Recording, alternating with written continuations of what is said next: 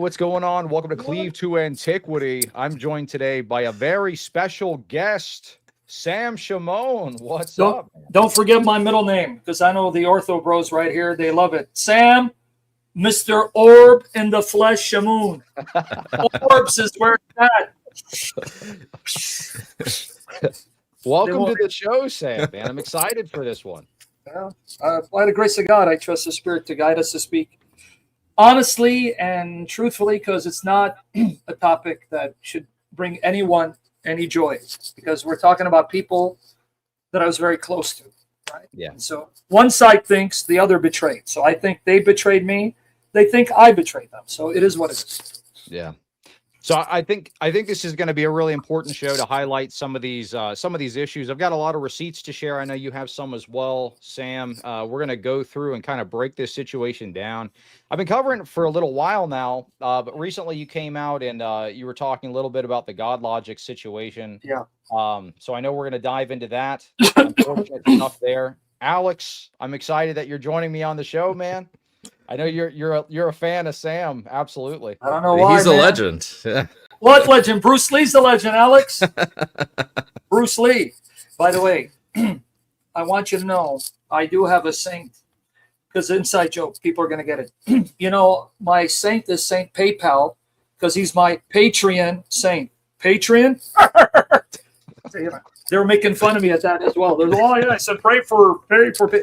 Ironic, the very people who start GoFundMe pages to make about $500,000. Yeah. Ironic. God has a sense of humor. Yeah, isn't that wild? They all just so happen in the same year to have $250,000 GoFundMes each. Surprise, surprise. Very we'll talk about that, yeah, because even Inspiring Philosophy, he first asked for $100,000.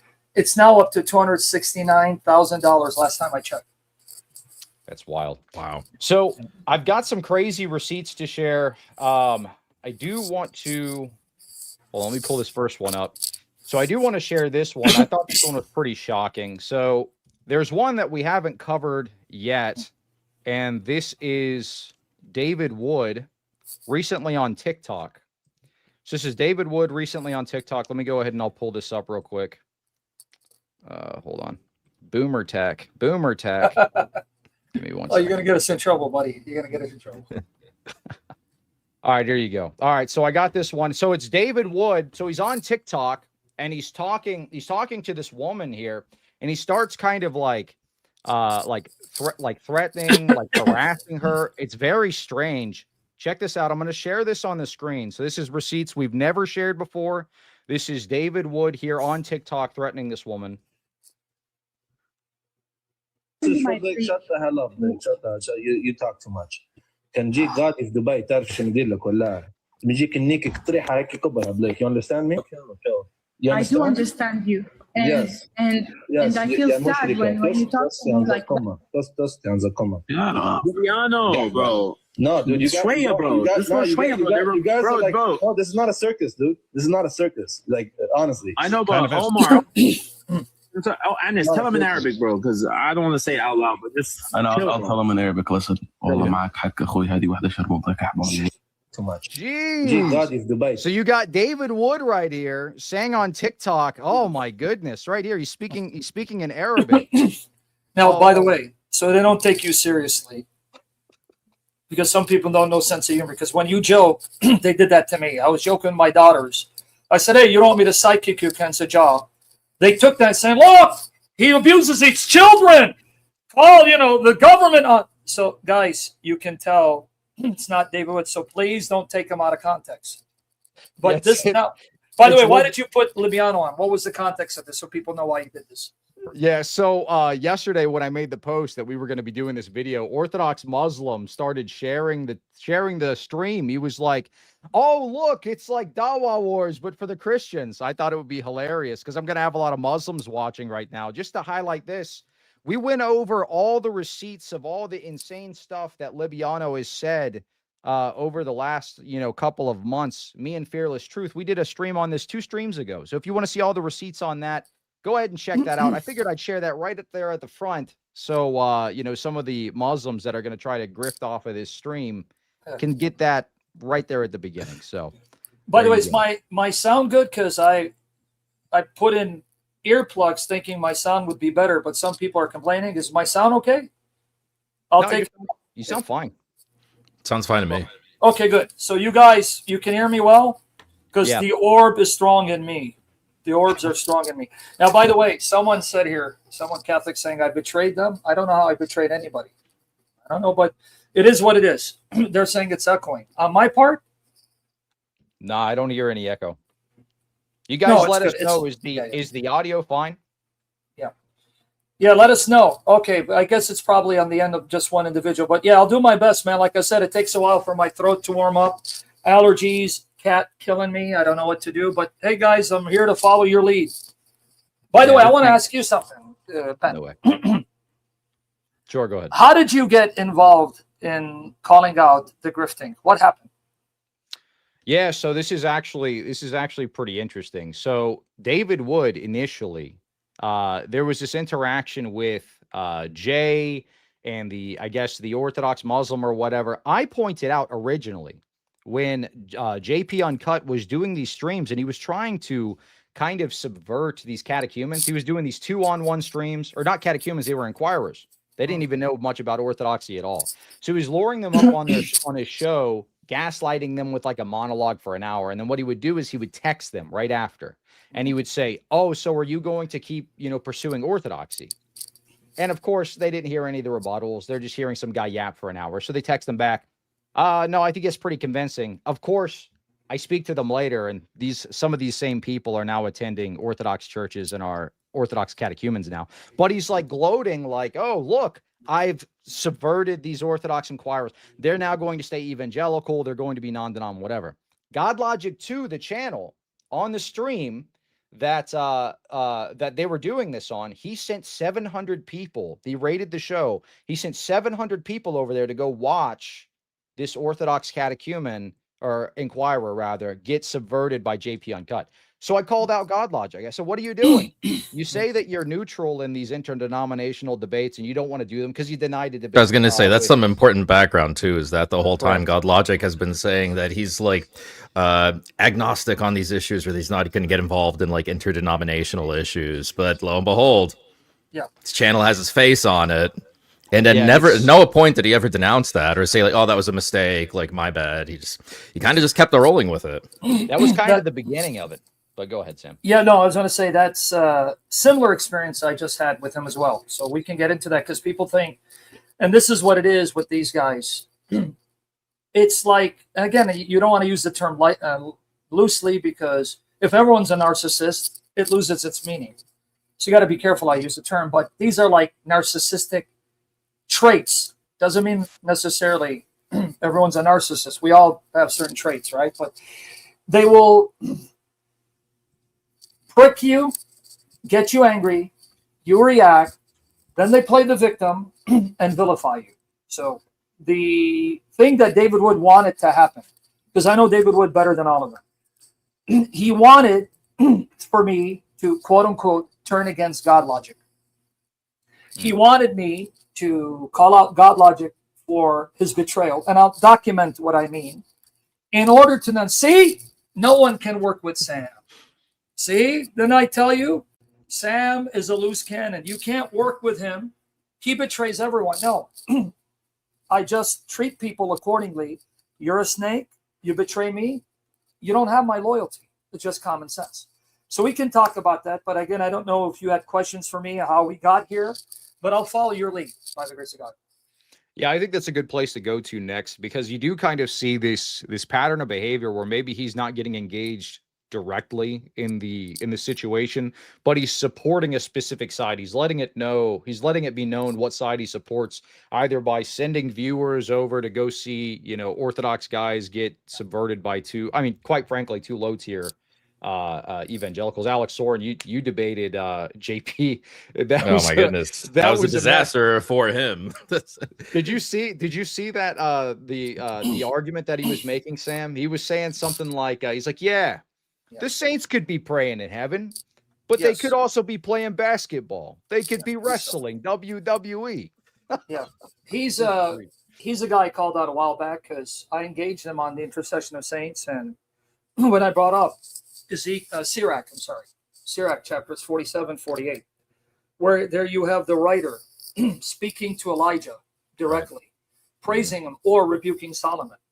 His only argument response was, well, where does the Catholic Church or any ancient church appeal to those texts to prove that you can ask saints who are alive in the spirit realm? Because again, I guess we all agree during this time, they would be in Abraham's bosom, right? And we believe that Christ descends and takes him to heaven after the resurrection. If I'm misunderstanding church history, correct me, because I'm still learning. But nonetheless, here you have an inspired writer, because we accept the canonicity of Sirach. So does JP. I was told that he accepts the Deuterocanonicals. So he's talking to Elijah. He's not talking about Elijah. He's talking to Elijah and praising him. Sirach 48. Sirach 47, he's rebuking Solomon for his sins. So if you have an inspired author, inspired by Spirit, addressing people who are not physically on earth, and he's talking to them directly, here now you have a biblical precedent, a basis to speak to those who are alive in Christ, because Christ says they are not dead, they all are living to God. Luke 20, 37, 38, as well as John 11, 25 to 26, when Jesus says, I am the resurrection life. He who believes in me, though he were dead, yet shall he live. And he who believes and lives shall never die. Do you believe this? And all he could say to me was, well, you won't find any Christian writer, any church father, citing this as a case for intercession of the saints. So I knew this guy is just low-hanging fruit. You wasted your time, but you smoked them anyway. Yeah. Yeah, I think, Sam, you know, like a lot of these debates are for the listeners, right? Yeah. I think you're usually not going to persuade the other side, but and there's like those texts I think are great. One of my favorite texts right there is with Lazarus and his resurrection, Jesus saying that to Martha there. There's also a bunch of Second Temple literature on this, like First Enoch chapter 105. You have Methuselah praying to Enoch, and Enoch had been translated into heaven for like 69 years already at that point. So like this is not a controversial topic. Mm-hmm. Precisely. Why do they keep saying echo? If you want, let me see. Hold on, let me see. About this? Is it better now without it? Test. Is it better now without it? Try it again, Alex. Just say one word. Oh, no, now it's echoing really bad. It was better before, I think. Is it doing good? Test. Yeah, that's good. Okay. I think I still have an echo. All right, no, okay, guys, this is the best we can do. I don't know why it's acting up. Maybe the orbs are getting upset. If you have audio coming through your computer, try turning the computer volume down. Yeah. They say maybe my orbs are upset, Ben. Test. That I joined you guys. Maybe the orbs are upset. The orbs are upset. Nice.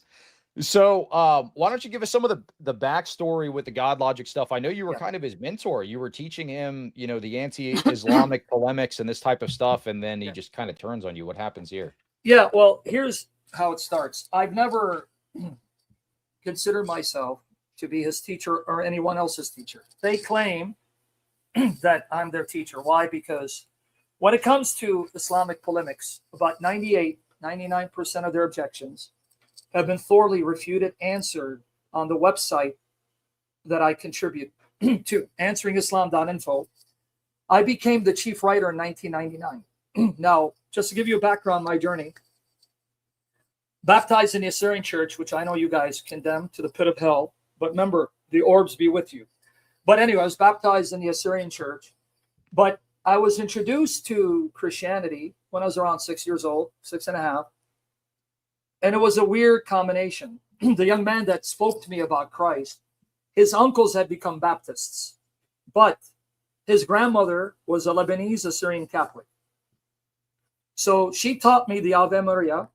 They taught me Baptist theology. But I'm too young to understand the difference. I don't know the difference. Fast forward teenage years, fell away, got into, I know you can't tell, into bodybuilding and kickboxing. Because I wanted to be the Assyrian Bruce Lee. Nice. I actually did. I had what they call illusions of grandeur, right? I wanted to make it into Hollywood, be the first Assyrian superstar. Nonetheless, in my journey, my life was really sad and depressing. So I realized I needed God. But for some reason, I'd given up faith on Jesus. I just, for some reason, didn't care too much about Jesus. So I met a guy from the Nation of Islam. I don't want to make it too long. Gave me a Quran, started reading it. So went back to the New Testament, fell in love with Jesus. So then I wanted to go back to my roots. So I went to the Assyrian church, but I was too much of a Baptist. And I thought the sacramentalism was an abomination. So I pretty much went back Baptist. Then during this time, I encountered a Muslim apologist, tore me to shreds, put a fire in my heart to find answers. As I found answers, I found a website, Answering Islam. Contacted the guy in 1999, and I became the chief writer. AnsweringIslam.info. From 1999, I wrote for the website, I think, till 2017. It's still up, but he doesn't update it. So I started a blog. If you tally the amount of articles I've written from 99, they're close to 4,000 articles. Yeah. Wow. Yeah. So my passion wasn't so much to destroy Islam. My passion was to defend Christianity. Why? Because the Muslim attacked me on the core doctrines of the Christian faith. So I come from it from a different angle. He challenged me on the Trinity. He challenged me on the Bible, salvation. So this is how I ended up leaving Protestantism, because of the church fathers. So as I've told people, I'm studying filioque and papacy. I want to master the subject for myself. Now, debates have a place for me, but they're not determinative. Meaning, if I see, let's say, a Catholic smash an Eastern Orthodox, or an Eastern Orthodox smash a Catholic, means nothing to me. Why? Because in the 90s, the Muslims were smashing Christians in debate. If I were to judge the truth by who wins the debate, I should have been a Muslim long time ago. So I learned to take what they say, go back, read the sources, and fact check. So when I hear Eastern Orthodox Catholics debate, I ask them for the sources. So I can go back, read the father or the saint in context, and then what I do is I write a blog for my edification so I can come back to it. So right now I'm compiling quotes on the filioque, for and against, and the papacy. So just I want everyone to know how I ended up here, because I was attacked about my faith. So I was more concerned about my faith, not so much concerned destroying Islam. This is why you'll see over 90% of my focus is on defending Christianity. Now, at that time, I thought Calvinism was the gospel. I thought it was. Thank the Lord Jesus, the Spirit kept convicting me. So I know now, because I know you guys wonder, why do I say ancient churches? I know there's a fragment, there's this unity. I know Eastern Orthodox do not recognize Catholic Church today, and so on. My point is that at least historically, they can go back to the apostles. They were one, now they're in schism. So this is where I want to look to in the ancient churches, because I know it's not Protestantism. Put Protestantism behind. I want to go to the ancient churches. So now I want to know who's got the right view, the filioque, the papacy, and is it correct Miaphysitism or is it Diophysitism? These are the issues that I'm now studying. And so when people tell me, where are you? I'm in the Catholic Church, but I don't call myself a Catholic apologist because I'm not qualified to defend core Catholic doctrines. So one thing I don't do, just for the record, I don't mean to keep ranting. Sure. One thing I don't do, I don't pretend to be a champion of any of the ancient churches because I'm doing them a disservice. If I don't know enough about an issue, I can't speak to that issue. And if I do, I'll embarrass them. Mm-hmm. That's why I stay away from these topics.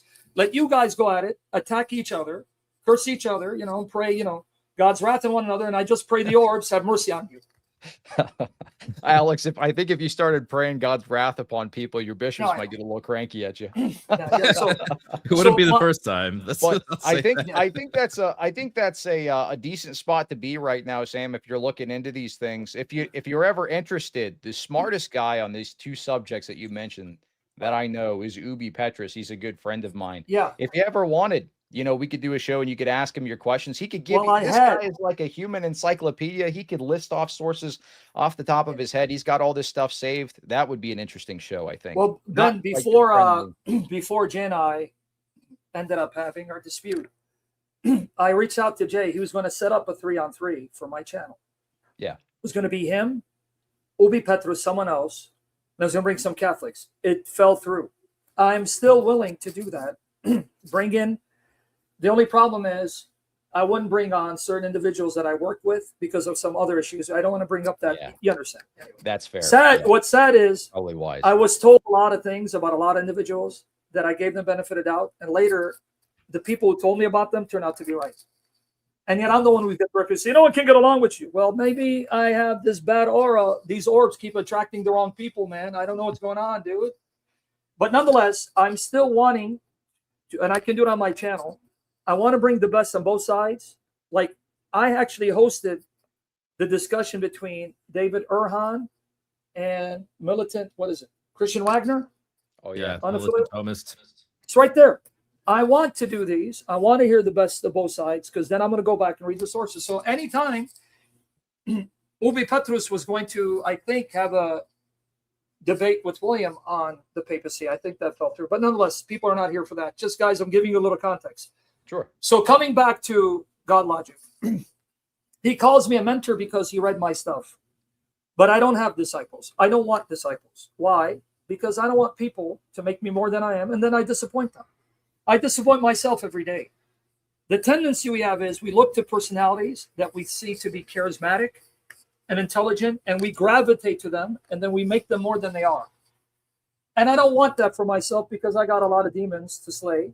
And I tell people, if you want to look to a Christian and you want to venerate a Christian, look to the saints who finished the race. They cannot disappoint us. St. Paul, may he pray for us. St. Peter, right? They finished the race. They are perfected. They are glorified. They cannot shame the Lord. But as long as I have breath in my body, you have breath in your body, we can fall into damnable heresy or scandal and dishonor the Lord. So that's why I say, guys, don't make people like me more than I am. Now, I know with your orthobros, you'll never do that. You always make me lesser than I am. Oh, well. So I want to put that in context. I don't consider anyone my student. That they learned from me, yes. Did Godlogic reach out to me to help him? Yes. So why now did I call him out? We can get to that, but I'll let you ask the questions. So. Yeah, Yeah, well, I mean, you did mention beforehand about like pro-Christianity versus anti-islamianity. I think we saw that with like David Wood, like out in the open. He didn't know what the 5 solas were even. He couldn't explain them or like whether he even believes in them or not. And I think this is like a problem across the board. I mean, what do you think about that? I was shocked, to be honest with you, that David did not know the Christian faith.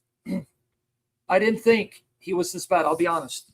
Because when I worked with David, I would do the Christian side. He'd do the Islamic side. So I'd let him, engage the Islamic polemics, not because, that I suck or anything. I'm not saying I'm better than him. But he knew my focus was on Christianity. Because remember, when the Muslim attacked me, he was attacking me about the Christian faith. So just because Islam is false doesn't mean my Christian faith is right.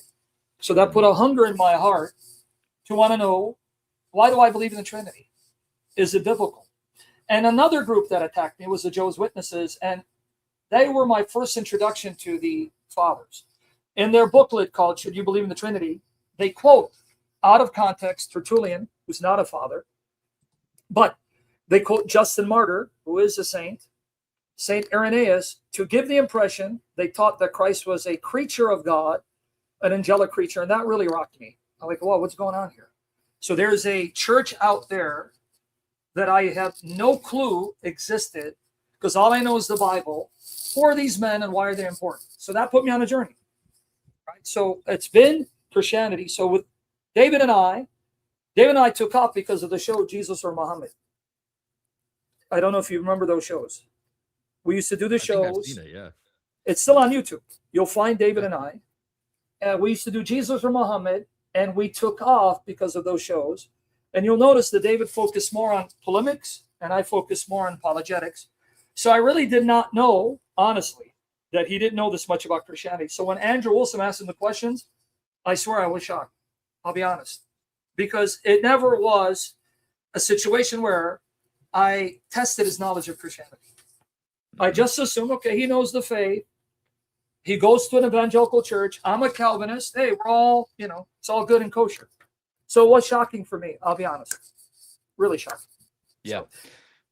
Well, I think that's one of the more dangerous things about doing like churchless apologetics, especially if you're just going to send them wherever. Like we saw an example, kind of getting back into the Godlogic thing, of where he was sending, it was either an ex-Jew or an ex-Muslim to a Messianic Jewish synagogue where they teach basically like Judaizer theology.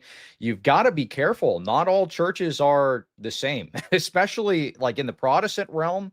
It gets very dangerous because a lot of these places end up being cults. We did a whole expose on the one church that he ended up sending these people to, and they were talking about the one like quote unquote rabbi that was there was talking about like, oh, it's you shouldn't be eating pork. It's like you're disqualified if you eat pork.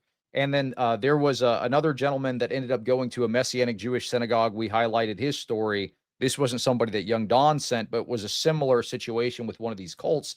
He ends up going there and is convinced he needs to be circumcised in order to be saved. So, and I mean, we got to be careful with who we're sending these people to. And this is why, you know, guys like Fearless Truth, you know, they're pointing them in a direction. They're saying like, look, go to the Orthodox Church.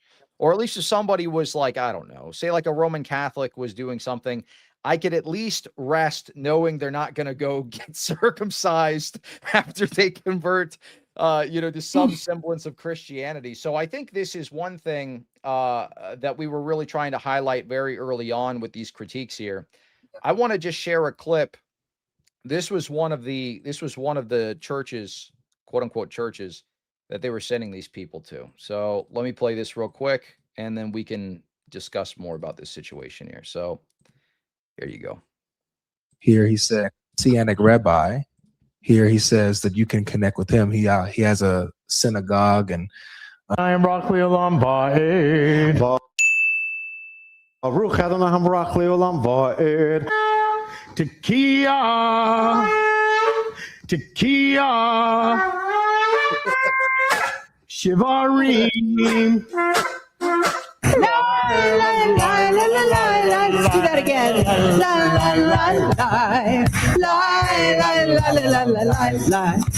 In our great wisdom of our president, he's now pro-Arab and anti-Jewish. Right, so maybe he was always that way, but because of the liberal part of the Democratic Party is anti-Semitic, right? They're forcing the issue. That's why, you know, they're dropping supplies into Gaza, food supplies and stuff.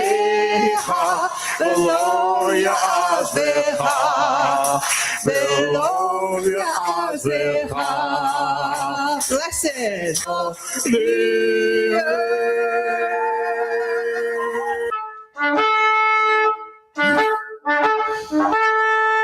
So this is where we're sending ex-Muslims and ex-Jews. Yeah. I mean, it's just a complete mess. You got to have some kind of framework for what you're doing. The Muslim culture. Like I have had some interactions with some of those guys, but I mean, Sam, you're more acquainted with them. Does it make sense to you, Sam? Send an ex-Muslim to an environment like this. It doesn't really make sense. Well, let me give you the problem from a sola scriptura, tota scriptura perspective. Here's the problem. Remember, we're not individuals who just go with sola scriptura, tota scriptura. We believe the church is a pillar and foundation of the truth. 1 Timothy 3:15, right? So the church is preserved by the Spirit to safeguard the deposit of faith, recognize the canon, preserve the canon, explain the canon. But when you have sola scriptura, tota scriptura, here's the problem. Because I can sympathize, and I think you can too, man, because you came out of Protestantism. When you find in the book of Acts, because this is an objection that Muslims bring up, you'll find in the book of Acts, and I think, was it recently? I don't know if it was one of you guys, was it Fearless Truth? A Muslim brought this up, where in Acts chapter 3 and Acts 21, you find the Jewish followers of Jesus, and they seem to still keep Torah in regards to circumcision, dietary restrictions, right? Because in Acts 21, did he leave, the poor brother? He's rebooting because he's echoing. Go ahead. You want me to wait for him to come back? Hey, it's the orb guy. Hey, cool. You're lucky I have to respect my brother here because there are bishops watching. Because cool, dude, I'd send one of the orbs to lighten the way to your home. So I'm keeping it G-rated, brother. Yeah. because they're calling me Appreciate it. liars in the comment section, and they're saying, No, "Oh, you're a no, narcissist." no. Hey, There's a well, it bunch- takes there's a one bunch to of know people one. here watching. All right, can you hear me now, Alex? Yes. I Yeah, hear you. try speaking, Alex. Are you? Let's see if you're echoing. Test. Is brother. Alex still echoing? Yes, can you hear me? Go ahead, speak. Test. No, I can hear you perfectly. So there's no echo. Perfect. All right, let's keep going. Now, just to give you a perspective, now remember, guys, put yourself in the shoes of Protestants again, like we were, because I saw that a picture of you used to be a Protestant, Alex. I did. Yes. Okay, so now let's put ourselves in their shoes. Remember what Paul said to the Jew, I became a Jew? I'm a Protestant, and I see in the book of Acts 21, where James is telling Paul, look, there are myriads of Jews who have converted. They're zealous for the Torah. They have heard about you, Paul, that you teach the Jews. So you've got to read carefully. Living among the nations, the diaspora Jews, not to keep the customs of Moses and get circumcised. So here's what you're going to do to show there's no truth to that rumor, but that you yourself keep the Torah. There were 4 men who had taken a Nazirite vow, so he was going to pay for the sacrifices that accompany the completion of vows. So now, if you're a Jew and you become a Christian, and you read the book of Acts, and you say, oh, look, these Jews who are apostles, they're still Torah observant. That means I, as a Jew, can still keep the Torah. So you see the dilemma from a sola scriptura, Torah scriptura perspective? Because then how are you going to address that? Why are the apostles? Why is Paul still keeping Torah? Why is he agreeing with James? And why is James, the bishop of the church, still Torah observant? Whereas they say the Gentiles, on the hand, are freed from these things. Acts 21:25. So from a sola scriptura, total scriptura perspective, how are you going to refute them? If you're just going to go with sola scriptura, total scriptura, I'll pay money to see anyone refute them just using scripture alone, isolating it from the context of the church historically. Right. See the dilemma? And what are you going to do?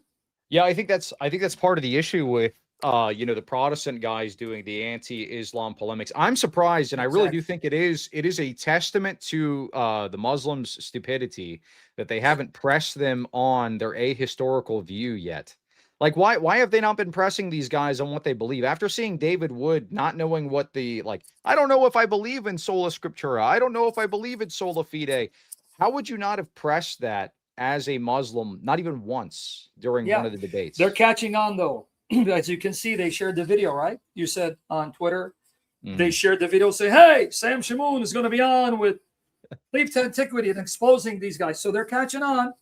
They're learning the arguments, and they're now going to start to use them effectively against Protestants. So again, I'm trying to be as fair as possible because I know people think that I just want to demonize everyone. That's not the case. Believe it or not, I know people are going to find this hard to believe. I still have affection and love for David Wood and the rest. I don't hate these guys. I think they think I hate them. I don't. But when you start bullying people and you start trying to ostracize people and demonize them, you have to stand up to the bully. And that's what I'm doing. And yet they think I'm the bully. That's fine. But nonetheless, I know we went far adrift. We got into theological issues because you see my passion is to address theological challenges more than get into 6-hour gossip fest like David Wood did with his 4 Protestant buddies. I say 6 hours on little old me. That's so crazy. Yeah. Do you know how many orbs were flying around my house that for those 6 hours just to try to protect me? Billions and billions. You know what I thought was funny? They were like, they were critiquing your theology, and they've got Kelly Powers and Anthony Rogers on as their theology experts. Yeah. I'm like, what are you doing? Have you watched any of Kelly Powers' stuff? This guy knows nothing. This guy, even back in the day when I was a Protestant, He was terrible. Yeah. he was freaking out that I called Mary the Theotokos. So the guy is literally a Nestorian heretic. I mean, check this out. Look, this was when David Wood tried to bring Kelly Powers on initially to try to debunk orthodoxy or whatever. He makes this little reaction here. And then he reacts to me calling him out on, hey, dude, what you're saying is Nestorian. Check this out. If we were talking about the Theotokos, right? Mary being the mother of our Lord, right? They all use the word mother of God. I believe that at least has some warrant, but you need to understand back in the day, when that was first coming out, it was actually coming against Nestorianism, rejecting actually the two different natures of Christ, right? Where rejecting the Nestorianism, rejecting the two natures of Christ. we as Christians, we affirm Wait a minute. that Christ is both fully God and fully man, right? Yeah, the Coptics would like to have a word with you, Kelly. He doesn't understand what Nestorianism is. Earlier, he was saying he's like, well, you know, I don't like using Theotokos. I say Mother of our Lord, but I think it has some merit because back in the day, this was the context, and then he completely misquotes the context.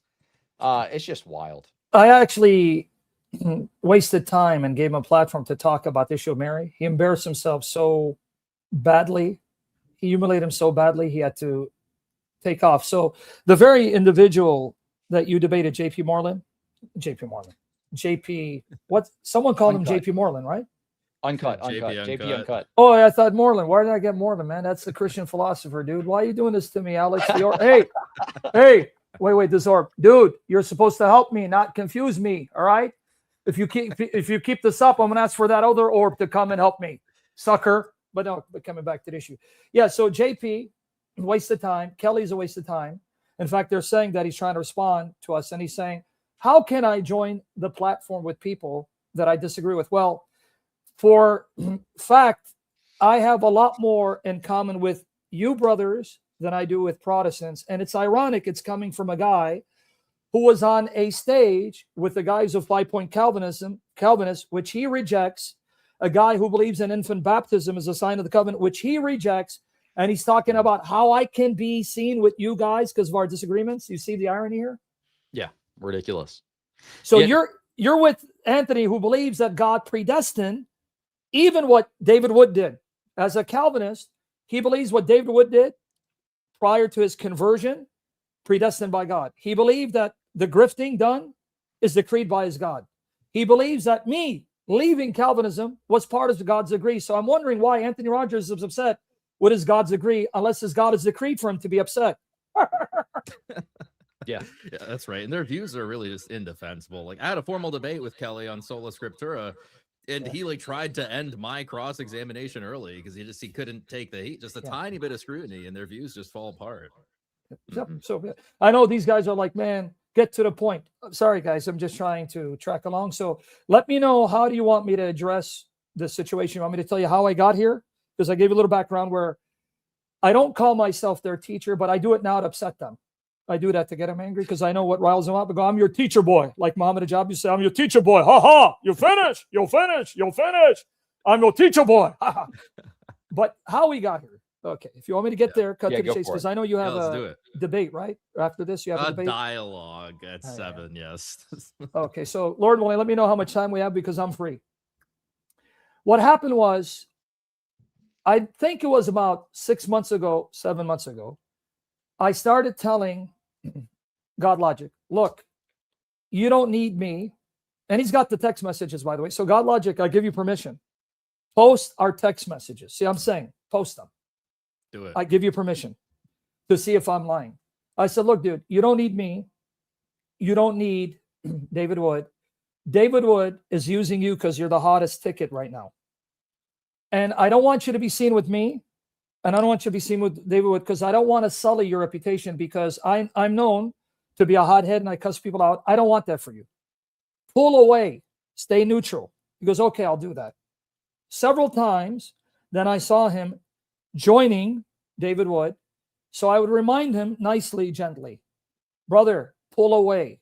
David Wood, he's got an evil mind. He knows what he's doing because David Wood is irrelevant right now. I know it's going to get him upset. If you watch his content for the last 2 years, what has he produced? Nothing but gossip, nothing but slander, drama. You almost think that he is a Mossad agent being paid by Israel to shell for Israel the last 2 years, him and Apostate Prophet. No positive content, no exegesis, no church history, even Muslim polemics. It's always in the context of someone's drama. Well, this Muslim did this Muslim did that. So he realizes he's irrelevant. In order to keep himself in the limelight, what does he do? He hooks up with now the hottest ticket in the market. And they don't realize that you may be hot for a few years, but then you dissipate and you're forgotten. I can name people who were the hottest thing in Muslim debate. No one talks about them anymore. Nobody talks about them anymore. Right. Because you may be hot for a season, but then you're forgotten. You need the kitchen. Sorry, I got to just go off camera for a second because I don't want people to see my daughters. Go ahead. Yeah, no worries. Okay, so David Wood doesn't want to disappear. He wants to stay relevant. He wants to be in the limelight. He wants his name in lights. So what he does is he will befriend and hook up with the hottest ticket going, and it's now Godlogic. So I know his mind. I used to work with him. So I told Godlogic, stay away. He goes, I'm going to stay neutral. Now, here's where I kept noticing a pattern, said nothing. I kept biting my tongue. David Wood would bring in people like Thaddeus and others to lie about my situation with my ex-wife. And if you want to know the receipts, I did sessions. They're on my YouTube channel. My daughters are right here. And even I can't win when I have my daughters testifying, because the other day I had them testify. Oh, no, he was, pretty much asking them leading questions. He prepped them for it, so you can't win. Damn if you do, damn if you don't.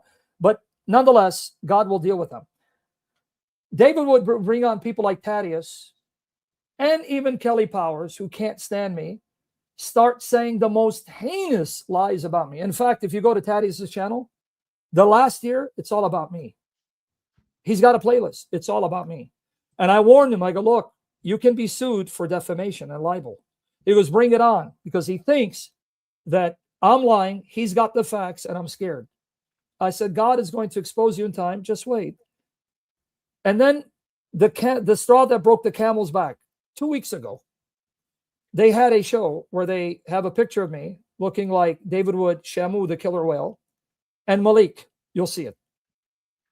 It's all about me. Now, even a blind man can see the stream is about me. They're trying to attack me, discredit me. Guess who shows up in the comment section? Yeah, right. That right there, that one. You see that right there? Is that like 2 weeks ago? A month, yeah. Okay, no, this is Thaddeus on David's channel, Acts 17. Gotcha. You see, it's all about me, this guy. This guy's obsessed. Him and another guy, Greg Stafford. But if you go to David Wood's channel, it's all about me and Malik and supposedly our connection. Now, he goes into the comment section. He's commenting in the comment section. David Wood puts his comment on screen for everyone to see. Now, I text him. I go, hey, dude, what's going on? I go, why are you here joining them? He goes, no, man, I didn't go up to the StreamYard, meaning he didn't join their live. You understand? Like, in other words, he's just commenting in comment section because they're talking about Malik. Now, brother, I know I look stupid. But I'm not as stupid as I look. You see a picture of me. You know they're attacking me. You still join the stream anyway, and you comment, and you think you're not taking sides just because you're not on the stream with them and sitting there and showing your face as they're attacking me? You're serious. Now, it gets even worse. He calls me Yoda, calls me his teacher, so I'm going to call him my Anakin Skywalker because the Force is strong in him. He sets up a conference in Vegas. Guess who's the speaker? David Wood. Right. He does a 3-on-3 debate with Tazariak. Guess who's one of the debaters? David Wood.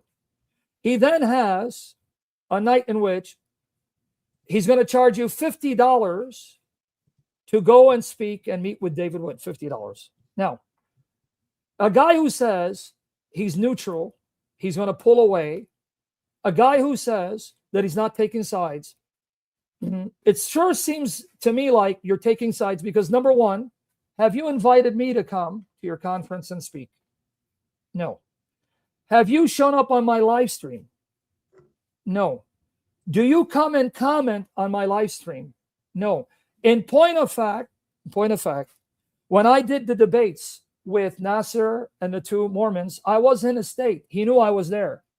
Not one phone call to meet with me and hang out with me. And you telling me that I'm the one who betrayed him? Or is it clear as day by his actions he's showing he's already made up his mind? He's on the side of David Wood, who lied about my children, lied about my situation with my ex-wife, Oh, by the way, Thaddeus has been doing everything he can to get my YouTube channel deleted. We got the receipts, and someone sent me text messages where guys pretending to hate me.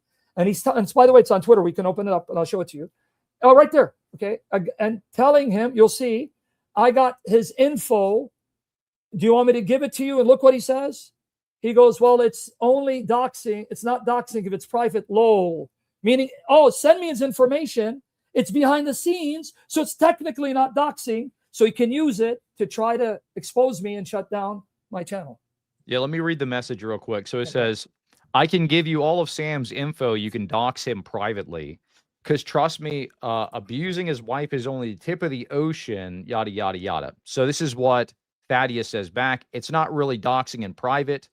The guy says, so you're going to do it publicly, LOL. The guy says, Thaddeus says, but yes, the info would be useful. And I do know what Sam is capable of, as I'm in contact with multiple people who used to be part of his life. So yes, I would like his private information.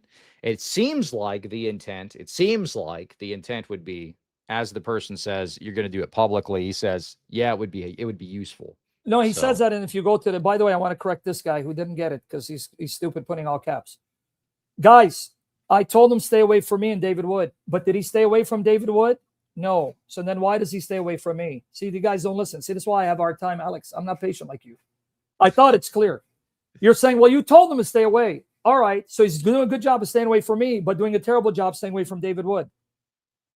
What are you not getting? But by the way, if you go to the third one, he even says that he wants to know because the guy lied to him and said to him, I think it's the fourth one. I'm sorry. Fourth one. There's another one. Yeah. He says to him right there, I'm writing to Team YouTube. What info can I give them about Sam having an insider relative? So the guy's so stupid. He actually believed this, and I don't know who it is, by the way. God is my witness. I don't know who this is. It was sent to me. He tells him Sam has a relative working for YouTube. That's why it's hard for you to get his channel deleted. Look what he says at the bottom. I'm writing to Team YouTube. What info can I give them about Sam having an insider relative? Now, isn't it ironic, brothers? These are the guys that used Muslims like Malik. Oh, they're doxing us. Our life is threatened. And yet I now have them admitting they're not afraid of Malik. I have clips. We're not afraid of Malik. He doesn't scare us. So they use Malik as a scapegoat in order to pretend our life is threatened. So now we need to set up a GoFundMe page because we got to move like IP. At first, he shared these messages on TikTok where Malik is talking about their information. And by the way, I wanted to see if the information that Malik was leaking on TikTok was something that you cannot access and it's private. Guess what? You can find it on a Google search. I did it. I Googled my name to see what come up. I Googled David Wood. Everything that Malik said about David Wood, his known addresses, his aliases, I found on Google. All Malik was doing, I'm not defending Malik. I'm just trying to be fair. Look, fair is fair. As Christians who love God, we need to be just. Even if a Muslim is right, we got to take a side. In fact, wasn't that the beef with David Wood? That when Jay Dyer retweeted what Libiano said, because Jay Dyer agreed that this was true. Oh, look, you're siding with the people. See, this is a drama queen at work. Right. Okay. Fair is fair. Even if it's an atheist, if he says something that's true, we have to accept truth because all truth is God's truth. It doesn't matter what your beliefs are. If you speak the truth, we have to then agree with it. Now, in the case of what Malik did, you can find it online. You can dox me right now. Go online, put, here, I'll even give you my full name. Say, I'm going to let you guys dox me. Hassamo Shamoun, Hassamo. Location, it's going to give you the last known addresses, telephone numbers, and relatives. It's online. All he did was go online. And why did he do it, by the way? Let me again, they're going to say I'm an apologist for Malik. Years ago, David Wood, in his brilliant mind, thought that if he ripped the Quran and ate it, he would get Muslims to attack Muhammad Ajad. Because I can't remember the exact years. Muhammad Ajad had said something very nasty, vile about their wives. Man, I can't even repeat it. Very nasty. So David Wood says, If you ever talk about our wives, this is what we're going to do to the Quran. He ripped it. He ate it. Okay. I can understand that you thought by doing this, because they believe the Quran is to them what Jesus is to us. And that's another thing about Orthodox Christians. Learn this sooner than later. Our view of the Bible isn't akin to the Muslim view of the Quran. The Muslim view of the Quran, the way Sunnis view the Quran, is the way we view Jesus. So it is a huge mistake when you guys debate Bible or the Quran, which is the Word of God. We don't have the same view of the Bible that they do of the Quran. The Sunni position is the Quran is the uncreated speech of Allah, and it became a book. Our view is the uncreated speech of God, and I don't believe all of Islam is the true God. There are Muslims who don't know what Islam really teaches, and they're ignorant about the nature of Allah. But the Allah of the Quran is not the Allah of the Bible, right? And, oh, but the Catholic Church says, all right, sue me, throw me out. But you get my point. I have studied Islam enough to know the Allah of the Quran is not the Allah of the Arabic Bible or the God of the Bible. That I know. Nonetheless, their view of the Quran, that it's the speech of God, uncreated, and it becomes a book, kitab, because an essential aspect of the Quran is that it's a book. It's not just words. It has to be a book. That's our view of Christ, in that Christ is the uncreated speech, and he became man. In point of fact, if you go read the early debates between the Mu'tazilites, who were the logicians, the Muslim logicians who were influenced by Greek philosophy. See, every problem under the sun was started by the Greeks. All you Greeks, your Aristotle and Plato and logic, you messed up the whole world. You Greeks, you've been a thorn in everyone's side from day one, but nonetheless, along with the orbs that you sent to my house. But the Mu'tazilites, using Aristotelian logic, said that you cannot posit a true distinction within God without violating his unicity. So they condemn what we call the proto-Salafis, that if you say Allah has an essence, and that essence is composed of distinct attributes, and one of those attributes of the Quran, you're destroying Allah's unicity, you're destroying the fact that Allah is absolutely one, and your belief of the Quran is no different from what Christians say about Isa. They even saw that.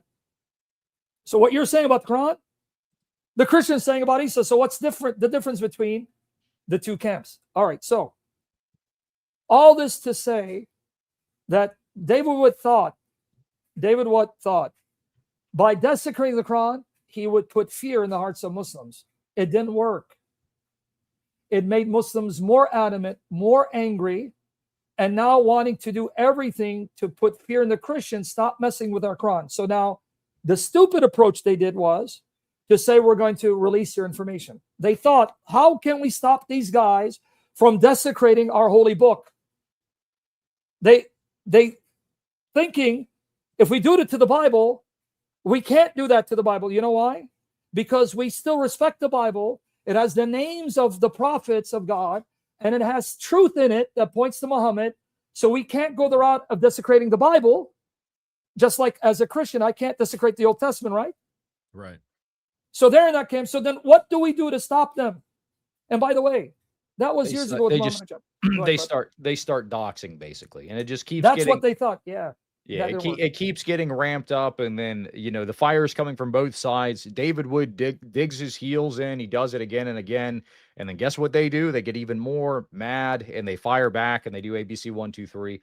Yeah. This is a very similar parallel to what we see between David Wood and you, Sam, and us, and the Orthodox. He does it with everybody. You see this happening time and time again, and look at how far it's gotten. Now, first off, I want to be very clear. I don't support doxing of any kind. I think this is way too far.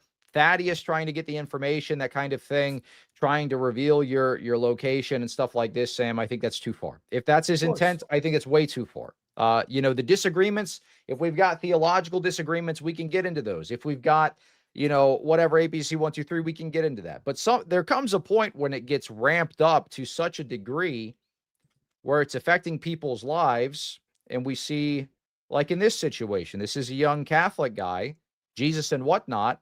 This is how far it's gotten with him. Now the Muslims are so freaking angry because you have these people literally like eating the Quran, taunting them, doing ABC 1, 2, 3. Now, when somebody sets up a debate with these guys, they're literally trying to kill these guys. Check this out. This is Jesus and Whatnot talking about how the Muslims were targeting him, and he literally had the FBI come and knock on his door. A lot of people have noticed that I randomly stopped talking about Islam for over 1 month. And the reason that I did that is because I was threatened by a terrorist organization. One day, while I was at work, I got a text from a family member of mine telling me that I needed to come home immediately because the FBI was at my house. So I got in the car, got on the phone with this family member, and drove home.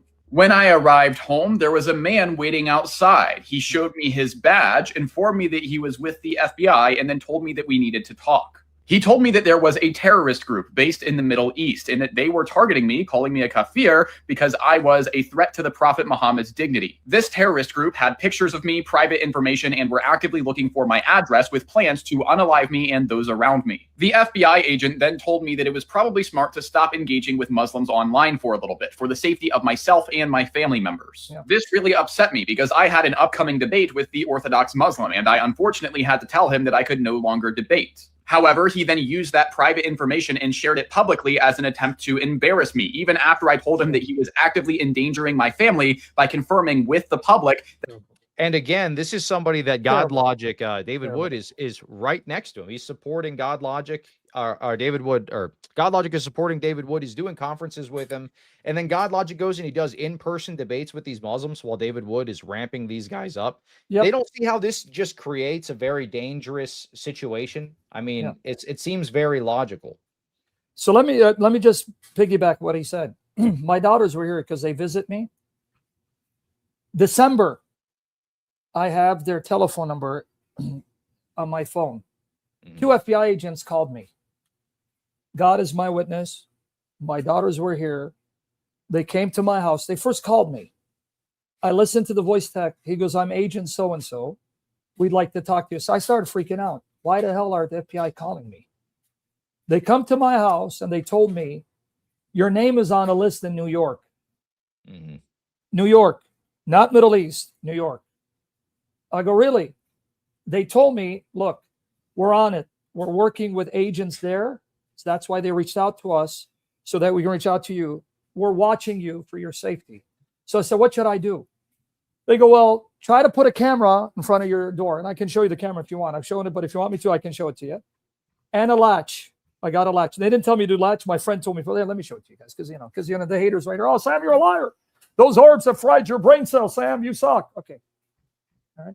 Watch her. And I have videos where you're going to see my door. I didn't have this. Let's see right here.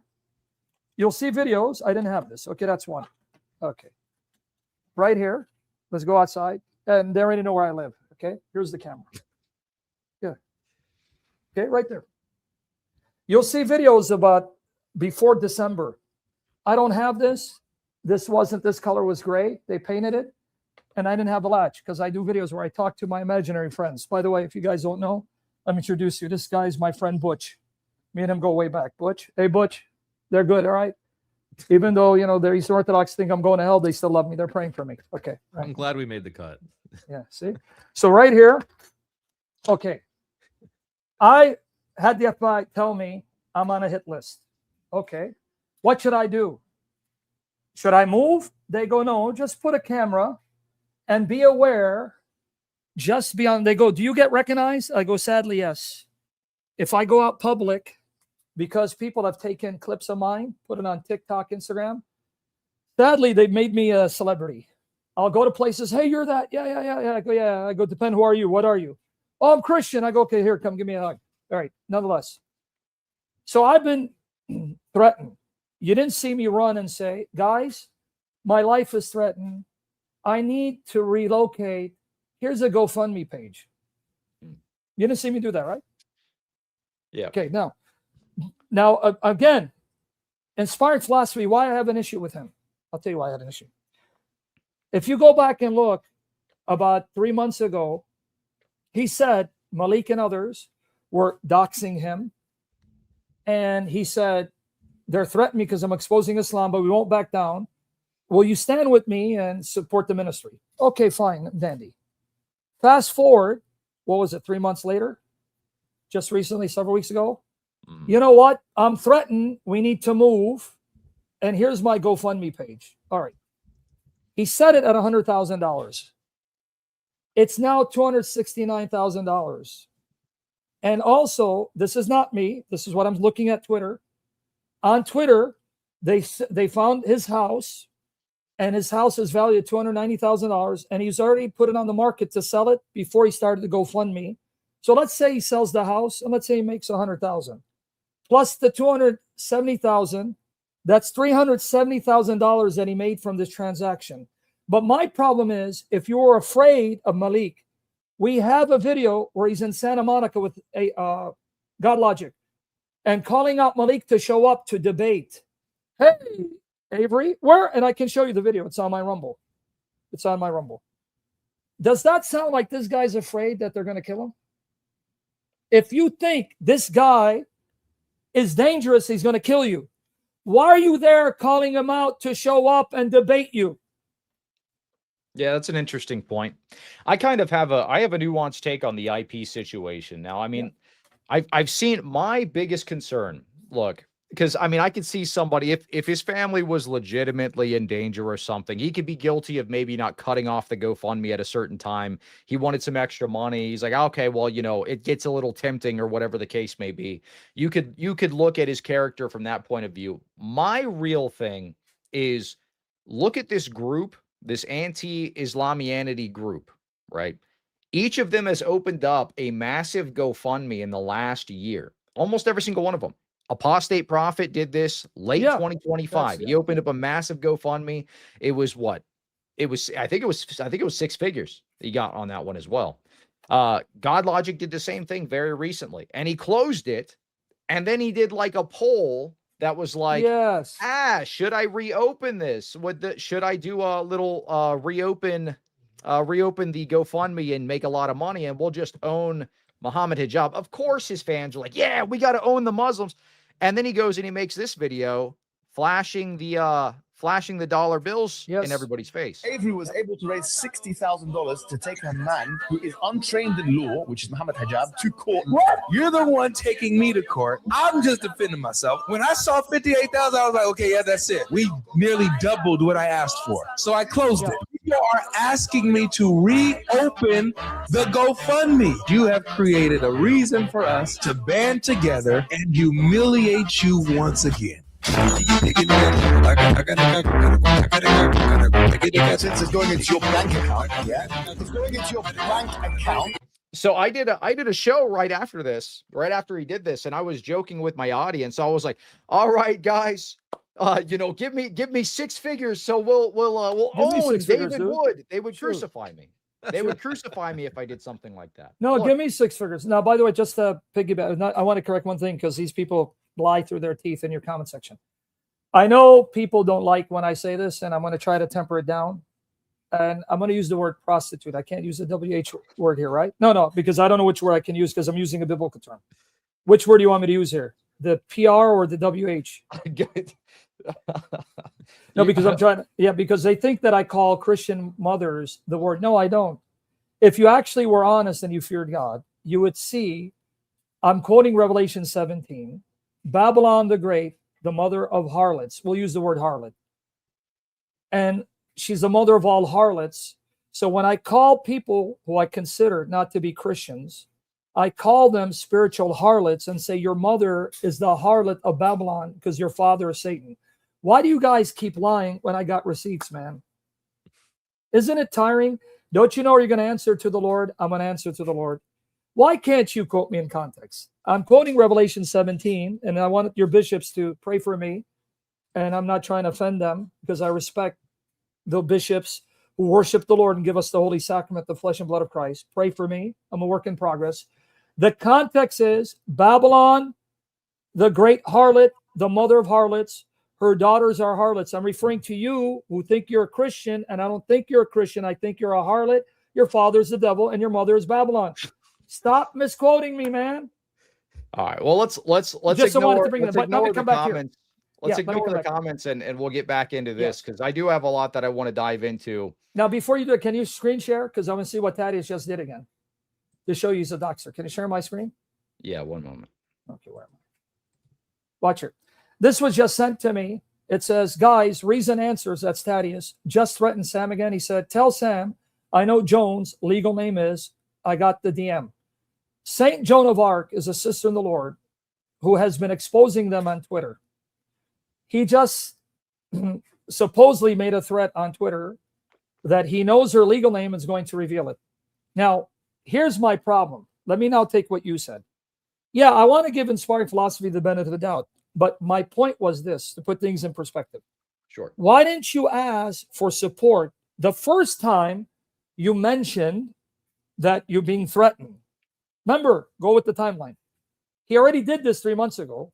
He mentioned the fact that they were doxing him and he's threatened. Why then didn't you mention the fact you want to relocate? Why is it 3 months go by, you play the same clips where Malik is mentioning you and your address and your sister, same clips that you mentioned 3 months earlier that you didn't say you wanted to relocate, same clips again 3 months earlier to now get money because you want to move, you want to relocate. See, this is where it doesn't add up for me. Why didn't you do it 3 months earlier when you mentioned it the first time? Why do you then do it only later after you see Apostate Prophet got $42,000 because he made the same accusation? He said, my life is threatened. I need money so that I can relocate and, so I can do the work. He got $42,000. Now, to his credit, it was only $42,000. But immediately after that, where do you find Apostate Prophet? He's in UK. Then you find him in Israel. How did he get there with what money? Yeah. Okay, that's one. Secondly, with David Wood, he got over $100,000. Right. So, okay, if you tally how much they made, it's over $500,000. Mm-hmm. It's very lucrative to be threatened. So now what I'm going to do is I'm going to say the orbs just informed me that the people in New York are getting closer. They're in the vicinity. I need money fast to escape. I'm going to set up a GoFundMe. Can you at least get me 300 G's? This guy made 270,000. See, this is the problem I have. You understand the problem I have? This is the problem. Now, coming back to Godlogic. After Godlogic showed his true colors, because now I figured out what's it about. Here, I realized. He doesn't want to burn bridges so that he can reach out to me. And if you go to my Twitter, as of last week, July 17, he reaches out to me, says, do you have an article refuting Unitarians who say Jesus was made Lord in Acts 2:36? That's one of their arguments. I go, here you go. It's on Facebook. I put it there. So as of last week, this guy is still reaching out to me behind the scenes using my articles, while publicly he's going to platform a guy who lied about my situation with my ex-wife. And I brought receipts to refute those lies. So it's now defamation if they keep mentioning it. Brought my daughters to testify because they said I abandoned my daughters. I don't pay child support. A lie from the pit of hell. And by the way, if I was this evil, why would my daughters be anxious to come and see me and want to be with me every day? Who's putting a gun to their head to tell me, Baba, we want to come. We can't wait to come. And we can't wait to have you every day with us in our life. I mean, they're right here. They're in okay. Lie after lie about my family. And when he told me that Libiano had disrespected his wife, I go, out of respect for you, I won't debate him. I'll shun him. But you didn't extend the same courtesy to my family. See, this is my problem. May God bless your wife. Go ahead, brother. Go ahead. I think part of the issue is it just continues to escalate. It's got this like vicious cycle where it seems like there's no end in sight. But I'm sure, Sam, I mean, you're a reasonable guy. If they stopped firing on all cylinders, attacking you from every side, you'd probably stop doing the same. Like, you know, brother, I'm done it's the after same today. thing with it's the same thing with like the Orthodox, right? Yeah. Like we had stopped talking about the whole Godlogic situation. Then David Wood stirs it back up. And he goes out there. Let me share this real quick. So he goes out there and he does this nonsense thing where he's grabbing like gay journalists and he's like pulling their articles and things like this, saying that the Orthodox Church is run by Putin and all this stuff. We're all Russia shills. This literally goes out to his audience And he does this in a trolling way. He knows he's trolling. When Andrew Wilson had a conversation with him, he's kind of like, oh, well, you know, Jay uses sources that are maybe not so good. So I can pull from these guys that are obviously lying in their journalism. It's no big deal. He doesn't admit that outright, but he's laughing. He's making sure everybody knows he's trolling. He's falling back on that. And Andrew Wilson calls him out on that. He's like, oh, so now you were just trolling the whole time. You were just joking. Well, the problem with that is a lot of the guys that watch his channel are older. A lot of these dudes are older gentlemen. And you know what ended up happening? What ended up happening was an elder from my previous church, who I was actually pretty good friends with, ended up calling me. And he says, I watched David Wood's channel. He says, you're evil. And he says, you are attending a Russian Psy operation church run by Vladimir Putin. So I now have to have conversations with older gentlemen that used to go to the church I used to pastor over, that I had very good relationship with, that has now been messed up because David Wood wants to go and troll and spread his lies. When really this could have all just been like a one and done thing. Hey, Godlogic was grifting. We're posting about this here. We've talked about this. Okay, you say he's not, whatever, it's done. David Wood, though, he sees his body as like, you know, getting called out. So he does this. Oh, well, let me make them angry and target me rather than this other person. And it doesn't work. It just doesn't. Spirals and spirals and spirals and spirals. Sooner or later, one of the parties has got to just freaking stop, because it's going to go way too far. It is. In fact, brother, I promised that after I got the text messages exposing Darius wanting my information, I'd be done even with Twitter, because Twitter is too much. A lot of back and forth, a lot of people, you know, I get nasty, they get nasty. So I was just waiting for the receipts. I got the receipts. Thaddeus got exposed. So now here's what I want to see happen. They condemn Muslims for doxing. What are you going to say about Thaddeus, who now, behind the scenes, knew a guy wanted to dox me and encouraged it and asked for my information? What are you going to do now, David Wood? Nothing. Let me add another reason why Thaddeus got upset with me, so I can give people, and it's all documented. I got on my YouTube channel. And by the way, after this, if you guys ever want to come talk theology with me, I'll be more than happy. You can come on my channel. Sure. You know, and I thank you, David Wood, because you brought us together. And by the way, if they want me to address the Jay Dyer situation, I will. See, I knew those orbs would be praying for me. You did your part. By the way, each orb has a name. This is Stewie. Hey, Stewie. Stewie. Stewie. Thank you, man. Stewie That the orb. intercession work, you know. But now I need you to ask Saint PayPal, my Patreon saint, to also pray. But coming back to the issue, one day what I do is I sit on my couch and I research. So I'll be researching material on the Filioque. I'll be researching material on the papacy. I'll go, and then I'll put in the background something on YouTube, right? So sometimes when I'm writing, I get tired. So I'll go on Facebook, Twitter, see what's up. The Lord will hold me accountable if I'm lying. This is how I know the doxing things is exaggerated. I went on Facebook. Thaddeus's profile came up. Thaddeus Billman. Thaddeus, why is he coming up on my Facebook? I went there and I saw it had also the Facebook of his wife. I clicked on it. I was utterly shocked by what I saw.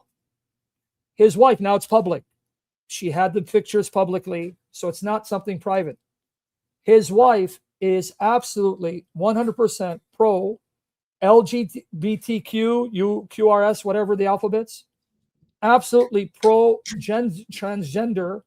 I have the photos. Other people found the photos. His son identifies as a woman. His son identifies as a woman. And in one of the photos, the mother, his wife, is saying about her son, I knew she would make a cute unicorn, something like that, but she called him a she. I have the photos on Twitter. So I said, what's going on here, Thaddeus? Because you said I'm disqualified from ministry because of the way I talk and supposedly what I did to my ex-wife, which is a lie and it's defamation. Why have you been hiding the fact that your wife is unruly, insubordinate on social media, public for everyone to see? Now, a brother named CCC went and found Instagram. It was even worse on Instagram. If you see rainbow color hair, hang around with women with rainbow color hair, gay flag, transgender flag. The son has, I don't know what they call it, not a necklace, like a badge. It says, I kiss boys and girls. I kiss boys and girls, eyeliner, identifying him as a she. I told him, I go, I warned you, God was going to expose you. The same measure you use will be used against you. He went livid. He got angry. And here's how I know the doxing is being exaggerated. He said, Sam doxed me, my family. Someone called this lie saying, how is this doxing? It's on her Facebook, Instagram. It's all publicly available information. Thank you. And after I exposed the photos, she put her Instagram on private. So how much of this doxing is real? How much is it exaggeration to deceive Christians, to bilk them and finance them over $500,000? And now let me ask you, brother, something. This man thinks I'm not fit for ministry. Is this man fit to represent Christianity, knowing his wife is unruly and public and promoting his son being a woman? See, God has a sense of humor, my brother. Everything that intended to me, God has turned against him. And they go, oh, see, Sam's a prophet. He's prophesying. No, brother. I believe the Bible. I believe Jesus. And when I see symptoms, I see what the Bible says. Pride goes before destruction. So I see what God's going to unleash on you guys, and he's doing it. That's it. So these are the receipts, my brother. Yeah, there are a few phrases we have for things like that, right? Throwing stones in glass houses, coming with unclean hands. I mean, you should probably sort your own stuff out before you see the speck in my eyes, right? Yes, exactly. There you go. Well, I think that's kind of like what was going on with the David Wood stuff. You know, they take one thing that seems like, okay, so he's accusing you of doxing for revealing this information that was out there publicly on an Instagram or Facebook account. So therefore, it gives justification to do this. Hold on. Oh, not that. Hold on. This here. So it gives justification to do this.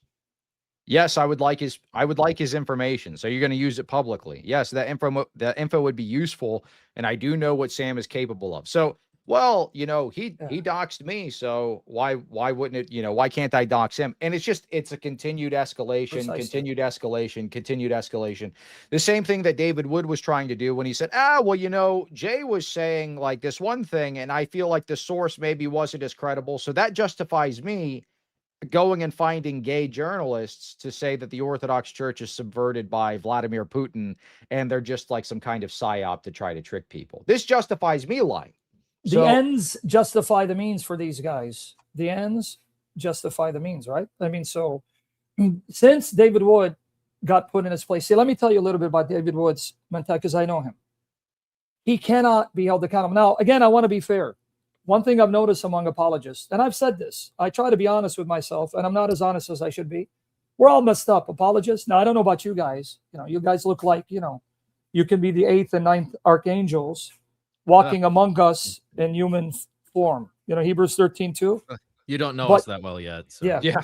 Now, here, I have interacted with all these apologists, and I can say we're all misfits. All of us have issues.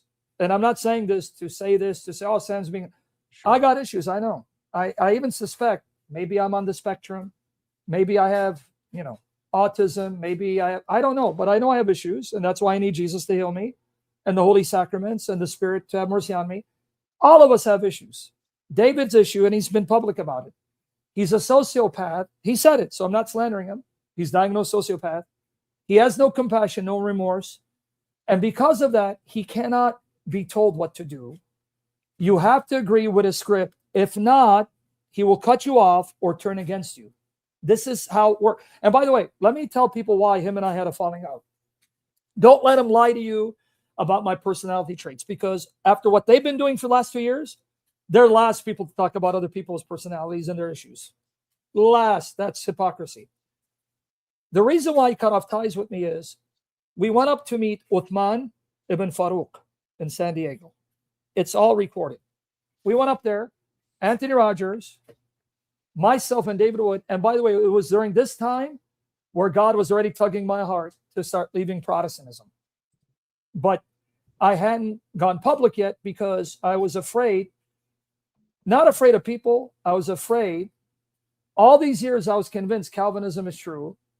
And now I'm mistaken. What's next? Yeah. So I really fought it. See, one thing about me, my brothers, I want you to know, it'll take me a long time to submit to something that's true, because I will exhaust every avenue possible to refute a position. No, it can't be true. There's got a response. Once I see there's no response, I raise the white flag.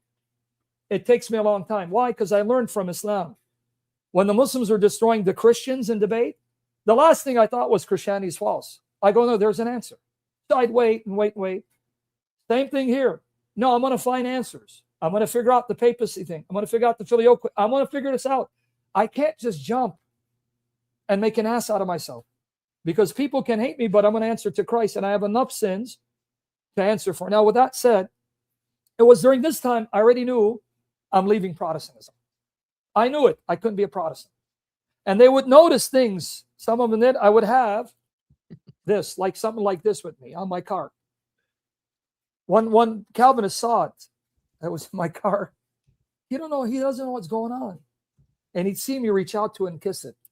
He still doesn't know what's going on. What's up with this dude, bro? Anyway, we went to San Diego. As we got there, Uthman knew we were coming. Why? Because that Saturday we showed up, he wasn't there. So let me give you a little back.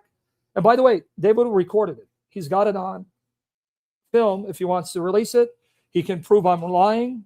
He's got it recorded. Saturday we went up there, him and I and two others.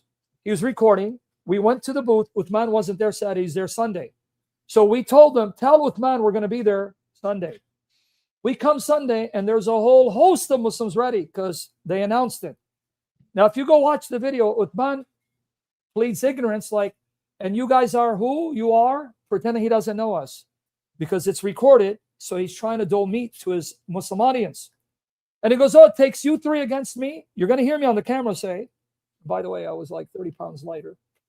But anyway, you're going to hear me on the camera say, this guy is trying to play the hero, dole out meat to his fan base. So I saw what he's trying to do because I know their tactics. They started engaging, and I saw that when Anthony wanted to speak, Uthman would talk over him. When Anthony would try to respond, David chimed in. You'll see it. He does it. Wait, Anthony, let him speak. Right. And then Uthman played David against Anthony Rogers and said, see, Anthony, yeah. Even David says, I got angry at David. I walked away. But there, one of my buddies is recording me, and I have the footage. I'm debating the Muslims, and I'm slaughtering them.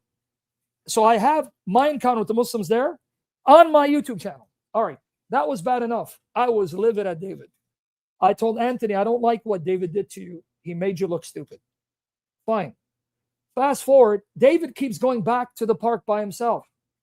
And he keeps letting Uthman steamroll him, talk over him, embarrass him. A brother from Pakistan on my Facebook page. I'm going to give you his first name because I know they're going to think I'm lying. I'm going to give you his first name.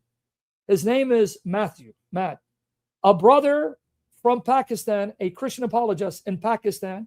He reached out to me, and I have the Facebook messages. He says to me, please tell David Wood, stop doing this because the Muslims are playing Uthman's clips to us, and he's embarrassing us.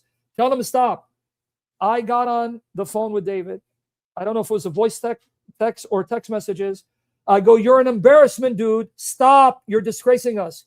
That's when he cut me off. So now, if he dare lies, yeah, I dare him to lie. But go ahead. That's why he cut me off, because I called him out. So yeah, he got upset that you called him out on his tactics, and they weren't working too well.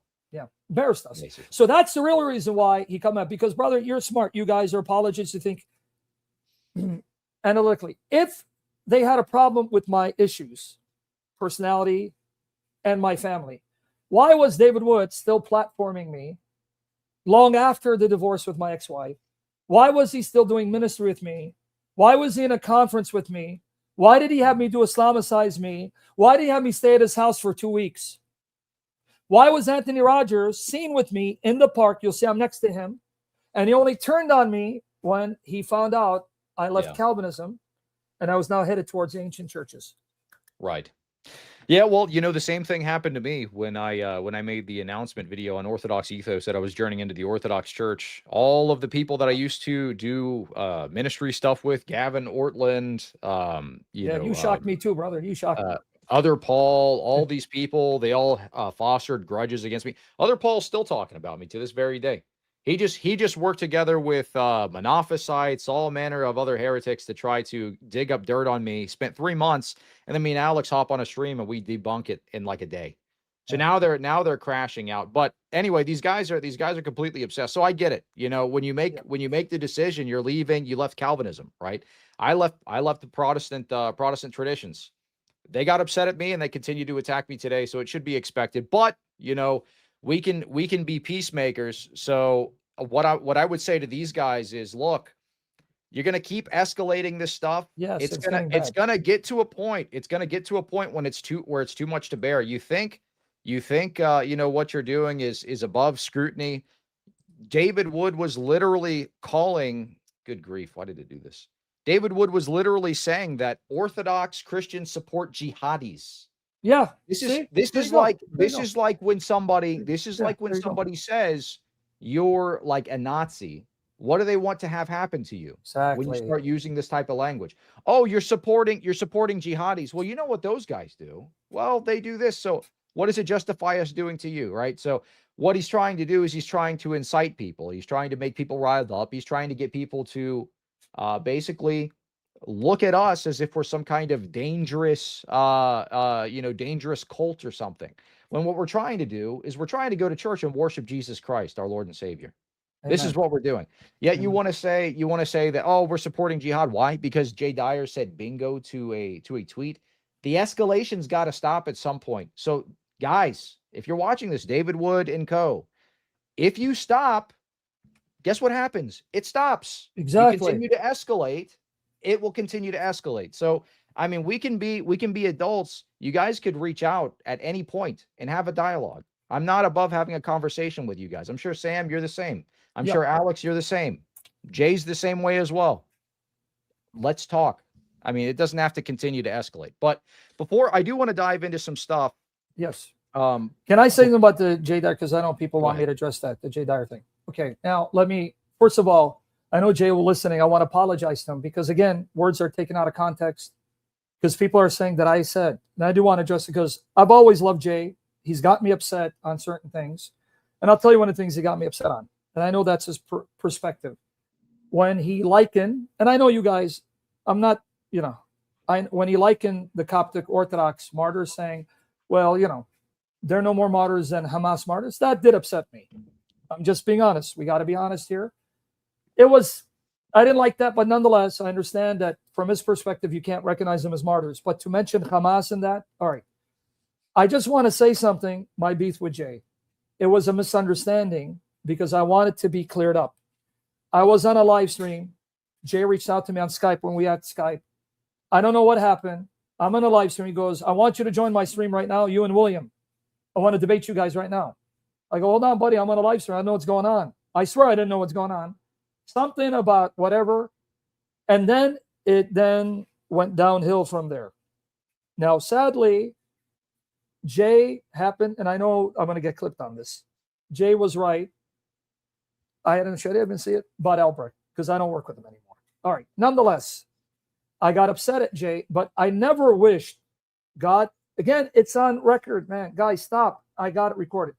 I never wished God destroy his marriage. That's not what I said. I said, if Jay is paranoid about these conspiracy theories, then he's going to be a hard person to live with because he's going to be paranoid and it will lead to destruction of the marriage. That's what I said. That was the context. Why? In the 90s, I got involved in the conspiracies.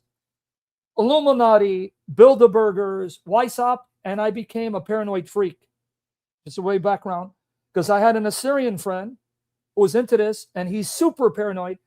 Brother, I got paranoid to the point I thought the Assyrian pastor was a plant sent by the powers that be to infiltrate the Assyrian community to try to destroy the Assyrian Christians. That's how paranoid I was.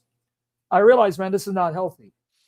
So my fear for Jay is this being too much into the conspiracy is going to make you a paranoid person.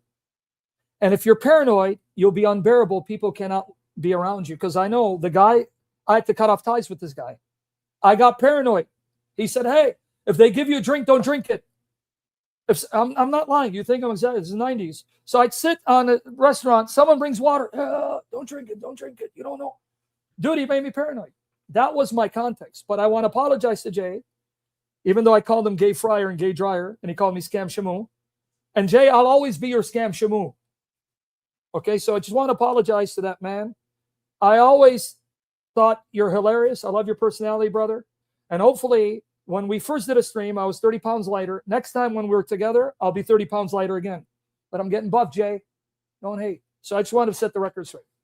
Well, there you go. This is a show of reconciliation. Sam wants to reconcile with Jay. The Ortho Bros want to reconcile with Sam. I appreciate you swinging by and doing the show with this man. No, anytime, man. Anytime you want to bring me on and talk about these topics that I don't know about. I know you wanted to talk to me about Vatican I, Vatican II. I'm ignorant about that. If he wants to talk to me about it, I'm willing. If you want to talk about Trinity or biblical authority, Islamic dilemma, hey, you can come to my channel or I can come to yours. Hit me up. Because I don't want to talk about David Wood. David Wood thrives off of this. Right. Do you guys think that we're winning? No, he's going to do another 6-hour stream. In fact, today, now I'm not lying. Today he's already scheduled a stream it's so on Malik. Yeah. And guess what he's going to do? He's going to play these clips of ours. He thrives off of drama because it keeps him relevant. I don't want to feed his ego. I want him to be forgotten. Let God deal with him. I got better things to do, man. I want to study church history. I want to do topics about Christianity, the early church. I want to do topics on how to refute objections by Bart Ehrman. Bart Ehrman is the challenge. He's the challenge. Dan McClellan. These are the challenges, not the drama queen. And hey, this is why after today, I don't want to deal with them anymore. They got the receipts. Those are going to hate us will hate us. Those are going to love us. Because even in your comment section, no matter how much I refute, damn, you're a liar, Sam. Those herbs have fried your brain cells, buddy. You're a liar, man. I don't think Jesus in you. But anyway. Yeah, exactly. Yeah, they'll keep coming. That's why, like with guys like the other Paul, it's just kind of like, okay, we've already refuted him. Yeah, he ignores the reputation. He keeps I'll use your word. He keeps manifesting all over. Yeah. Brother, there's a verse all over X. There's a verse for all of us that we need to take to heart. Honestly, it's 2 verses. Titus 3:10-11. We really need to put this in practice. May God give me the grace to practice what I preach. Titus 3:10-11 says, after the first or second admonishment, have nothing to do with the heretic. How many times? Twice. Why do we give them a third or a fourth or a fifth time? Titus 3:10-11, because they're perverted. And they feed off of it because they get attention. Like here, Shelley Powers. He wants us to address him because he gets attention. Oh, let me put Sam on the screen and my numbers go up. Titus 3:10-11. Right. Let's move on. All right, let me grab some of these super chats, and then I want to dive into the David Wood stuff because I do have some subjects I want to discuss about him. If I could add one more verse, I think Acts 5 also, the words of Gamaliel there are like exactly on point here. He says, stay away from these men and leave them alone, because if this plan or this undertaking originates with people, it will come to nothing. Exactly. It will come to nothing. But if it is from God, you will not be able to stop them. So I think, again, you refute them once, twice. After that, it'll come to nothing. So sure. All right, let me dive into these, and then we'll continue on with the David Wood stuff, because I do have some receipts I want to show and dive into that situation there, because I think it's pertinent to bring up. Llama Fish supporter of the show says, for the orb, $5. Thank you so much. Baby. I can get coffee. Ortho Bro says, can Sam scream Allahu Akbar just once? How about if I do Messiah's greater? Al-Masihu Akbar! The Messiah's greater. Come on, we're Christians, bro. Shoot. Nice. Reason Belief says, God bless you all. What a blessing this stream is. In the filth, our mutual friend, Mr. Orbs, Shamoun Maniac, the Iron Throat Shake. When I used to be a bodybuilder, I used to be able to put a cup on my chest. Let me see. Don't hate. There you go. Don't hate, baby. I'm getting there, baby.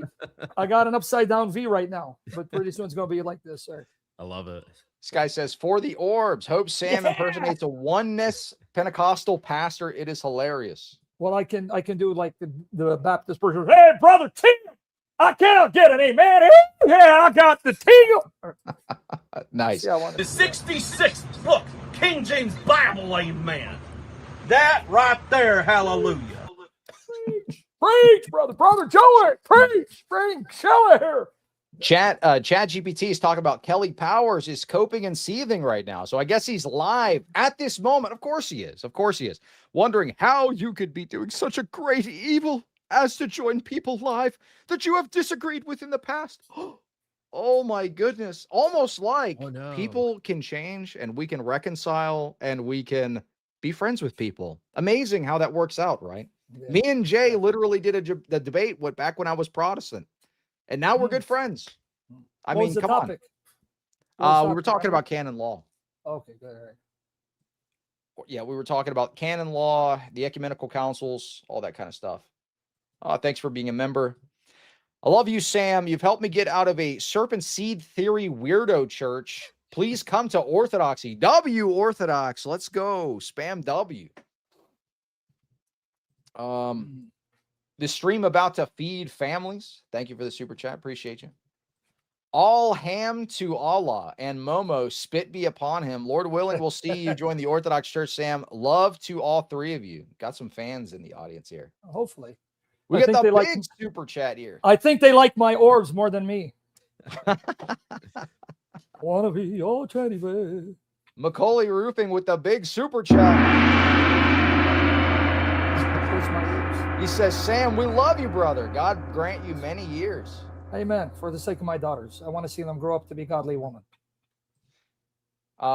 This guy says, Sam, come to Orthodox. You be a true force for God with the church catechesis. Sorry for all the damaging internet discourse. Yeah, hope you are well.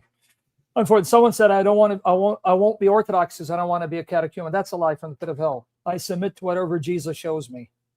Whatever Jesus shows me, he is my God. I answer to him. I'm not doing it for praise of men. I mean, obviously, if I was doing it for the praise of men, I wouldn't be in this situation. Daedalus says the papacy is a good place to focus study. He says if the papacy is false, then RCC goes out the window. So that's he hit it right on the nail. I want to see if the papacy was something believed in the first 1,000 years.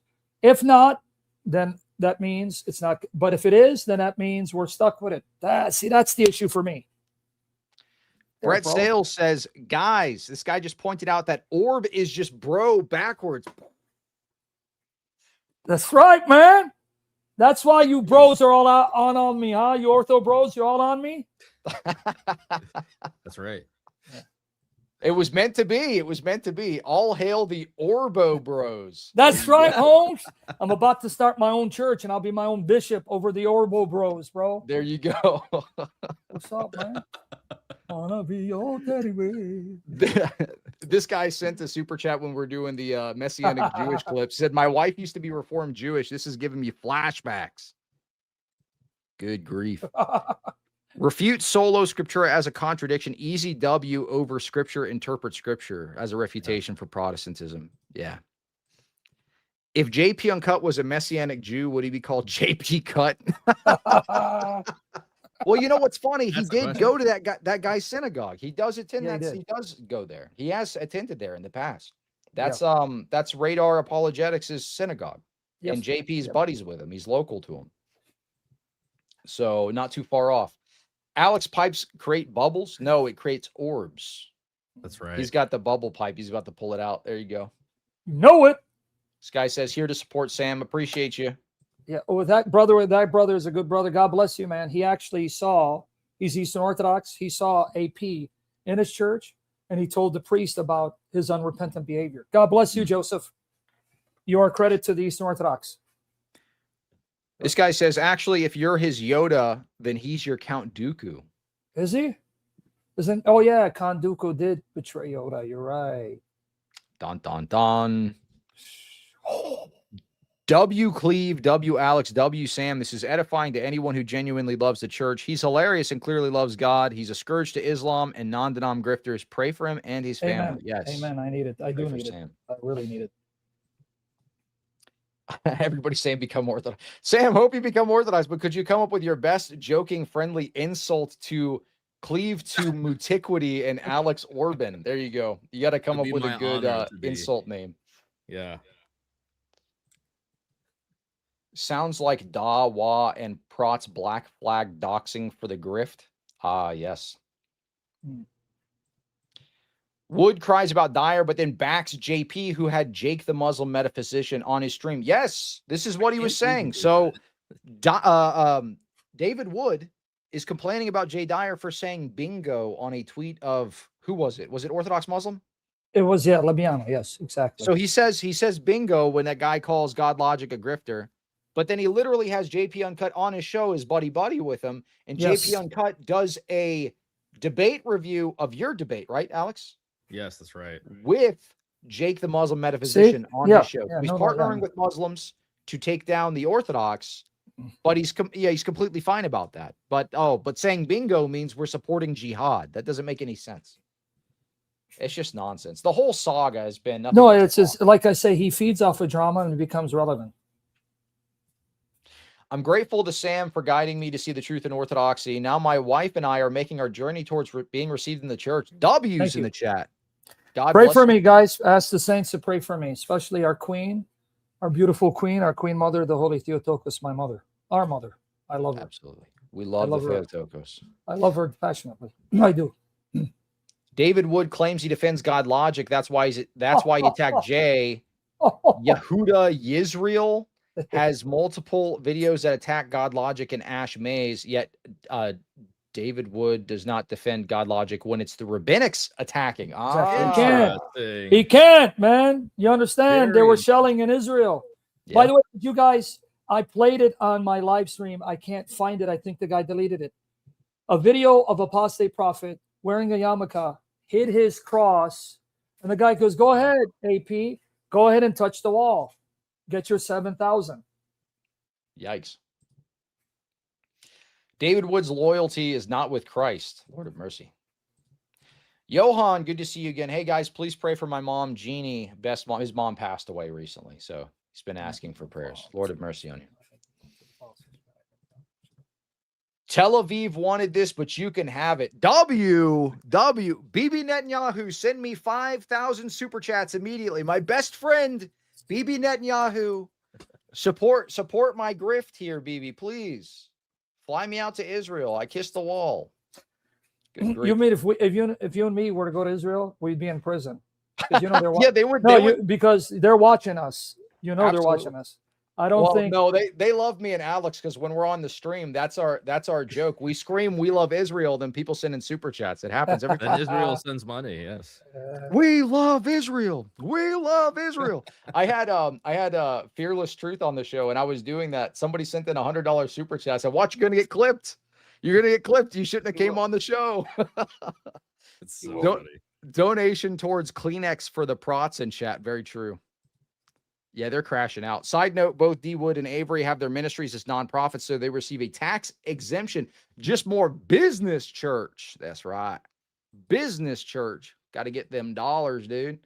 Sam Ord Stewie intercede with Lord PayPal for Cleve's hair transplant. So true. That's going to take a lot of more orbs to be interceding for his hair. That's like, man, that's like splitting the Red Sea, man. I don't know, dude. Shoot.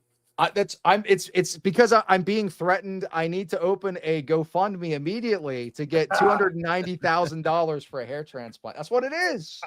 I got to do it now because this is the thing. Remember, Godlogic said reopening the GoFundMe was to own Muhammad Hijab. So now, if I got to own David Wood and all these guys, I got to open a GoFundMe and make 6 figures because that's how this works, I guess, right? Never before has listening to both sides confused me more than only listening to one side. Love your work, Sam, as always. Hopes this gets sorted. God bless you all. Bingo. So true. Sam saying sorry takes a lot. Yes. Humility maxing on this stream right now. Yeah, that's another thing. Go ahead, brother. Go ahead. Oh, sorry. Go ahead. Go ahead, Sam. No, that's another thing. People think that I'm not willing to accept correction and admit I'm wrong and apologize because you guys, that's what you think. You can think what you want, guys. So, because like I said, haters will hate, and those who want to be honest and fear God will at least be willing to hear the other side and weigh the evidence. Like we got a guy, Solamara, he keeps manifesting because he's not here. He doesn't care. It's all right, man. You just hate. But remember, don't hate the player, hate the game. Put down the haterade. Play, play, play, play, play. Stop trying to make sure my neck sticks outside the skin. That's right. That's right. W, Sam, and J friendship reconciliation. That would be a beautiful thing to see. Sam, can we get a live performance of Muta with the Shia? Yeah, that's why that's inside joke. Sunnis condemn Muta. Just to let you know, Muta, for those of you who don't know, Muhammad allowed men to marry women for, let's say, 3 days, divorce them and pay them. Now, today, what would that be called in today's context? Right. Yeah, so I sounds a bit like prostitution. Okay, so you can say that here in your channel. I don't know what you can't say. All right. Well, here's the thing: what you guys don't know, the Shia still practice it. They go, Muhammad never abrogated it. And so, if you're a Shia Muslim, like Iran is Shia, it is common practice and widespread. And the Shia that live in the West, they practice muta. They'll find a lady and say, "Look, I'll marry you for 2 days, 3 days, a month." But then we're going to divorce. We're going to have a contract, and then you get paid. So that's what I do to get them to show, because then they realize how evil this is. Hey, well, yeah, you know, what do you think about your family doing? Oh, what? Oh, so you know it's evil, huh? Then why are you trying to defend it? But nonetheless. Yeah, exactly. Well, then they got like Muhammad Hijab with like the hotel wife and all this other kind of stuff going on. Yeah, see, that's ironic because he's a Sunni. He's not supposed to do muta. But then they have a form of it called misyar. Yes, yes. Yeah, yeah. It's not muta, trust me.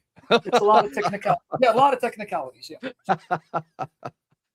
Ortho bros turning to Ortho Avengers. So true. What's Sam's bro split? I don't know what you mean. Thank you for the super chat, though. Happy you guys are reconciling. Pray for Sam's well-being. He helped me find answers when Muslims shook my worldview when I had no knowledge yet. W. See why I focus on Christianity? For people who are losing their faith because of these attacks. You see why my focus is on the doctrines? That reason right there. Yep. Well, you know, back when I was evangelical pastor, I used to use your website quite a bit when we would do an apologetics class every Sunday, because we would go to the park and we would debate Muslims. We'd go to the park and we'd debate, you know, whoever was there. We do like street evangelism. So because I'm your teacher, boy. I'm your teacher. You're finished. My Yoda. You're finished. You're finished. You're finished, Anakin. I'm your teacher, boy. Sam, your work saved me from the Jehovah's Witness cult, man. And put my wife on the path to orthodoxy. Always grateful for your work. So you brought the Baptist out of me. I'm raising hand. What's up with you, dude? That's what it's about. Now you see, Alex and Ben. It's about them not losing faith in the triune God and Christ being God in the flesh. See, that's what's about for me. Islam is secondary. I want to focus on why should we believe these doctrines. This is my focus. Thank you, guys. God bless you. Pray for me. That's what I want to do. Father Deacon Ananias in the chat. Call no man teacher. That's right. That's what happens when you reject sola scriptura, Father. You're finished. You're finished. Eddie says, thank you, Sam, for teaching us. May our Lord guide you to orthodoxy. Father Deacon Ananias says he wants to come up maybe on another stream. We got to wrap up in like an hour and 15. So I do want to cover some stuff, but maybe on another stream, Father. If Fatima is true, RCC is true, and OC is false, check out Ethan. And that debate he did with Sean Luke was embarrassing for Sean. He was like, the nettles, they hurt. This is why Fatima is false. The nettles hurt. I mean, I disagree with Fatima, but that line of reasoning was really embarrassing. I thought that guy was a smart guy until that debate. It was not good. Father Ron, God bless you. We love you. Father Ron's in the chat. Good to see you, Father Ron. Let's get Father Deacon Ananias in here. Maybe another stream. I do have a clergy Q&A coming up August 11th, Father Deacon. If you want to come up and hang out with me and Father Ron and do a Q&A, that'd be cool. Is he because he wants to talk to me? Is that what it is, or what do he wants to come up? Is that why he's saying he wants to come up? He wants to hang out. Usually we do like an open panel sometimes, but we're kind of on a little bit of a time crunch for this one. This guy says, Logic just sent a $20 super chat on a live stream with Thaddeus saying, we're going to keep doing kingdom work no matter the attacks. By the way, let me, again, this guy's manifesting. Daniel, I don't care who it is. If it's the Pope who calls, let's say, a people cult the Browns, I condemn that language. What do you not get? Can you stop manifesting now? Even if the Pope or a Cardinal says of a group, let's say Coptics, they're cult the Browns, I condemn that. I don't allow anyone to attack any of the churches. That's my position. So why are you asking me? Sorry, brother. I love you. I don't care what Alex said about you. Sam's Kitchen's my favorite YouTube background. There you go. Right there, bro. Right there, Look at that. Nice. The classic. Protestants are running out of steam. People are waking up to the major contradictions in the system. To stay in the limelight, all their videos mention Jay Dyer, Sam, Alex, and Cleve. Yeah. It's all face thumbnails. If you see, like, I noticed this with a lot of the Protestants, they'll get like 1,000 views, 1,000 views, 1,000 views. Then they put a picture of my face in their thumbnail, debunking Cleve. It's 8,000, 10,000, 20,000. Then they're actually getting some traction. It's insane. Well, the worst part is that they're not even talking about substantive issues. Like the video from the other Paul was like, or more than half invective and just like name calling. Yeah, Really somebody asked AI how much of it was actual substance, and it was like 25% or something. It's just insane. Love you, Sam. Hope you become Orthodox one day, brother, with a heart emoji. Thank you for the $1 super chat. Here, maybe this is enough for 1 can of black spray paint. I mean, black hairspray to fix your problem. Don't need a GoFundMe. You could just get a beanie hat and be a future Tim Pool lookalike. Look, I was about to start beanie maxing, but then I remembered, look, me balding is part of the brand now. I can't change it. It's just got to be, you got to suffer with me until I look like Homer Simpson with the 2 strands of hair. And then maybe I'll think about doing the hat or a beanie. But until then, you're stuck in this ride with me, guys. Be careful, Khalif, because you're the next guy I'm going to turn my back on and attack you. That's what they're prophesying. Be careful. Oh, Stewie, do something for this man's hair so I don't turn against him. Please, Stewie. Tell the orbs. Help this man. Please. He needs $290,000 because he's being threatened for his hair follicles. That's true. I need $200,000 and $280,000 immediately. What about the doctrine of sola scriptura? I never thought about that. That's true. That's all right. Let's dive into this. I got this David Wood stuff that I want to pull up. So one thing that I see a lot of people talking about his admission and things like this. He admitted to some very serious things with Apostate Prophet there on stream. Yep. This was less than a year ago, this was in November. So this is David Wood. Now we're talking about being disqualified for ministry. Exactly. Now, I don't know what necessarily would disqualify you more from doing anything regarding theology than admitting that you have an attraction to minors, right? And then we're just supposed to trust that this attraction has somehow gone away. I want to play this clip where he's sitting here. So this is David Wood. This is Apostate Prophet, and David Wood is admitting to basically sleeping with underage women when he was 18 years old. He slept with I think it was a 13-year-old and a 15-year-old. Let me play this real quick. Yeah, by the way, if you see me go off camera, it's because I don't want them to see my daughters. I want to protect them. So just keep that in mind. Go ahead. Yep, no worries at all. I don't care, dude. I just don't care. If you want to condemn me, I don't care. If your fans want to condemn me, I don't care. What do you want me to do? Hey, I even mentioned I would give Dawa guys some information. Hey, so before I went to prison, before I went to jail. So I was in jail and then I got out. While I was out on bond, before I went back to jail and then went to prison. Dawa guys, here's your stuff. Here's your stuff. The last 2 girls I had sex with before I went to jail. One, dude, what? I don't care. One was 13 and one was 15. So when Muhammad Hijab's like, oh. So this is what he admits to. And then he goes in and he describes in detail why.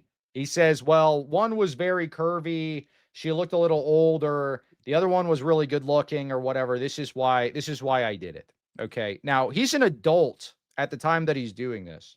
Now, I don't know about you, but it would seem to me having this type of an attraction would be something that you need to let people know about when you're doing ministry with them, especially if you are the one doing ministry and you're bringing this guy along with you to do so. So my question would be for this whole group, all right, IP, Apostate Prophet, all of these individuals, why are you knowingly doing conferences with this gentleman where I'm sure there's going to be children around, and you didn't say anything about it? You mean to tell me these guys had no idea that this is what he did?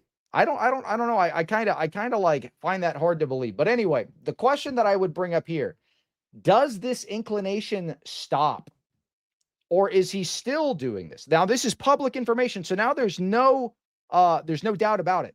Whether or not they knew beforehand, another subject completely. But now it's out there in the public. Why are we still bringing this guy to conferences after he's admitting having this attraction to children? Why are we bringing this guy and putting him up there on a stage and having him shake hands with your family when this guy has admitted to having this type of an attraction?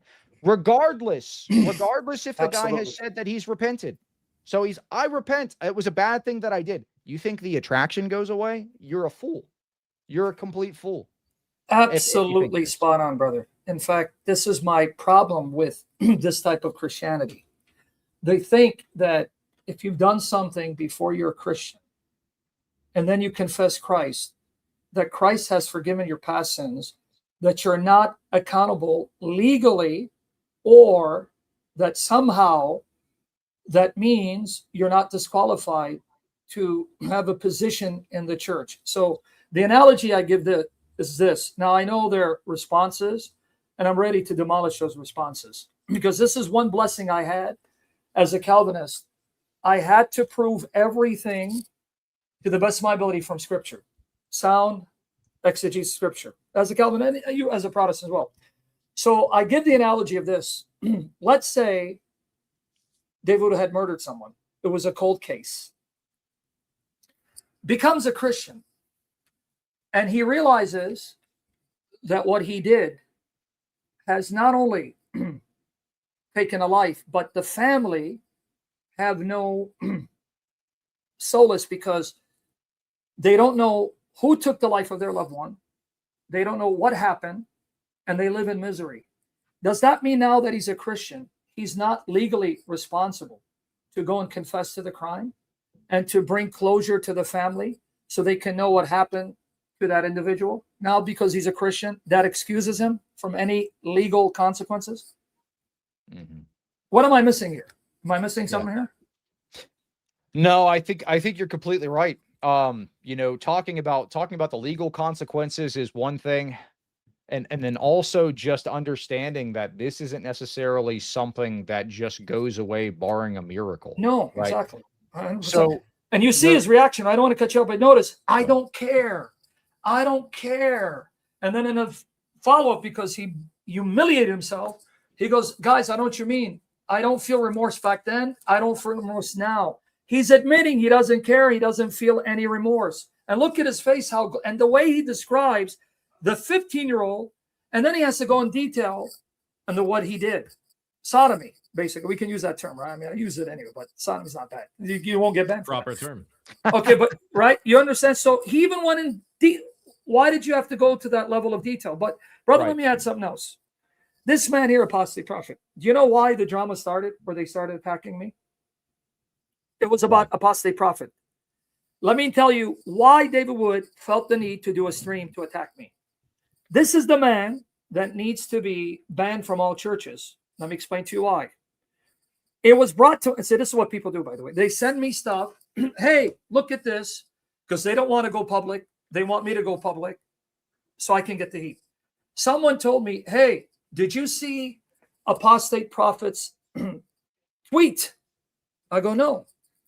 And there's someone who actually took a picture of it. It's on, if you want me to send a link, or I can screen share, where she says, Ridvan left me. Right. She says it. Yeah. Ridvan left me. Now, remember I saw that. Okay. And someone saved it, and I have it on my bookmark. Okay, that's one. Okay, I don't know what's going on. Now, remember, she's returned to the Orthodox Church. He's a catechumen.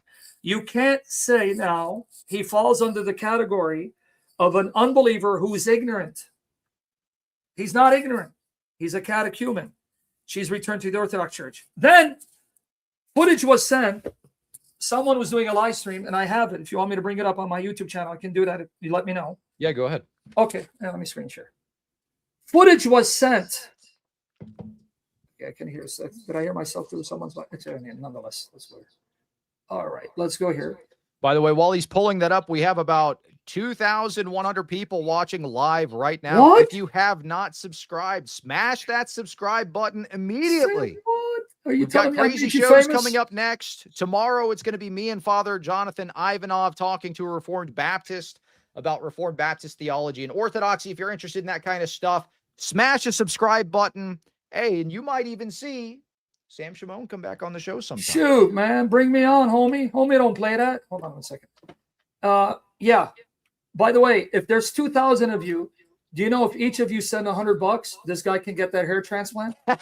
That's a good point. Yeah, there you go. Very good point. There you go. We got to start grift. We got to start grift max. Come on, man. Remember, FBI came to my house. Israel. FBI came to my house, so I need to move to Hawaii, Honolulu for 2 weeks and come back. But now let me find it here. Boy, they're going to love us. Are they going to clip us today? Here it goes. Yeah, but I remember that situation. So there it goes. AP's wife used to be pretty active on X. She was pretty active on other platforms as well. Her name on there was like Miss Apostate or something. Yes. I remember back when I was a Protestant, you know, I had reached out and I was like, hey, I'm like thinking about like Orthodoxy or whatever, and they're praying for me, this type of stuff. I remember when AP first was an atheist and he was considering Christianity. We prayed for him, you know, and then we celebrated when he you know, became a Christian. Even when I was a Protestant, even though he, you know, chose Orthodoxy, back then I had an issue with Orthodoxy. We still celebrated. We said, hey, he's no longer going to be an atheist. This is a beautiful thing. And then immediately he starts pushing Zionism. He calls for the death of a nun. Do you remember that? Yeah. He called for the death of a nun. I have that actually right here. Yeah, if you share my screen, because the video, yeah, there it goes, right there. This is an Orthodox nun living in Palestine, by the way. He AI generated, made her look like a demon, and says, I don't care if she hides her evil filth behind the title of nun or a priest. She can die with the Hamas terrorists for all I care. This is an Orthodox catechumen saying this about a nun. Yep. So, I mean, we were happy when he left atheism to come to the Orthodox Church, but then immediately, like within like a couple of months, this is the kind of stuff that he's posting. It's absolutely wild. All right, let me share your screen. You have now watch here, guys. Here's the footage. This is AP sometime, I believe, back in October. There he is holding hands with his adulterous lover. He wasn't divorced. He was still legally married. He left his wife behind with his sons while he's in Israel, parading with this woman holding her hand. And he admitted, I'm going to now play the other clip where he comes on and he tells David Wood he has a lot of affections for this woman and he's falling in love with her. Can you guys hear me, by the way? Yeah, I can hear you. Yep. Okay, you see that right there? This was sent to me. Okay, now watch. He's holding her hand. She's hiding her face. One more time. Then I'm going to show you where he admits. He admits, yeah, I'm falling for her and I have a love for her. Okay, now watch this. Now let's go and find it. Now, David Wood, he's all about Jesus, right? It's all about Jesus. Why are you platforming an adulterer? Why are you platforming? Because they don't care about Christ. I've said it. This is why even if David Wood repents, even if he repents, and by the way, I'll show you where he says he went against the orders of his spiritual father. He says it. And now watch here, admitting he's falling in love with her. I thought there is no need to hide them, and I can't bother hiding them. When I walked around, for example, with a woman who was seen with me on video footage that was quite out there in your face. See? I made no efforts to hide that. For those who are wondering, I'm also going to be very open and honest about it since we are here and talking about it. It is actually somebody that I've recently met and that I have recently come to grow very fond of and feel a lot of love for. By the way, guys, he's a catechumen. He's still legally married. He had left his wife behind with the kids. And in one post, his wife said, There were Orthodox Christians who were going to help her watch his sons on Sunday while this guy's off in Israel with his lover. This is happening at this time. That's why they went after me when I called them out. Because David Wood, the punk, tool of Satan, doesn't care about Jesus. His hatred of Islam and his enemies is greater than his love for Christ. And let him finish. And talk to. That's it. Because I am no longer in a committed relationship. Now notice this wicked tool of Satan. Just because you don't have a ring, does that mean you're not married? And by the way, you're not even divorced. So let's say you're legally separated. You take off the ring while still legally married and a catechumen, and she's returned to the Orthodox Church, and that justifies you committing adultery with a woman? Really? What Bible? What church? Oh, David Wood's church. Because we have agreed, all those involved have agreed that we are separated and moved on. All those involved in this, See how I lie? in this entire thing that I've just... Now, you know he's lying through his teeth because his wife, and I'll bring up the tweet, Ridvan left me. How is that an agreement? But brothers, I'm going to be generous. Let's say they agree. Who tells you God agreed? Just because your wife agreed to separate, that means God is in agreement with you guys agreeing when you're still legally married and you're a catechumen to start a relationship? What do you think? They're holding hands and playing patty cake in a hotel room? See how sick and narcissistic these guys are? But now let them finish. Talked about. All those directly involved in this are aware of every single thing that I've said, acknowledge every single thing that I've said, and are okay with every single thing that I've said. Okay. Nobody has been wronged. Nobody has been treated with injustice. Nobody? Do you want me to bring up the tweet of his wife saying he left me? No, I think everybody's Okay, kind of you seen got that it. by now. At Okay, least I but would you hope they see, have. right now, I want to know because, and by the way, he says that he has been suspended indefinitely by his Eastern Orthodox priest. I have it here if you want to hear it. Let me see. So, if it's here. yeah, Go ahead, while brother. you're pulling that up, I want to play this. I want to read this real quick. So this was his. So after he published that hit piece on the nun saying that she could die along with Hamas, he published this apology here. And this was his apology. It was a non-apology. He says, despite, or in any case, referring to her with very strong language, despite how wrong and possibly ill-intentioned she was wrong of me. Depicting her as a devil was probably also wrong. I say this not because I think it was actually a bad thing in and of itself. So he doesn't think it was a bad thing what he did, calling for her death and depicting this nun as the devil. I said this to my spiritual father as well. Yeah, I wonder how that went. It was, however, a mistake because the context is too deep.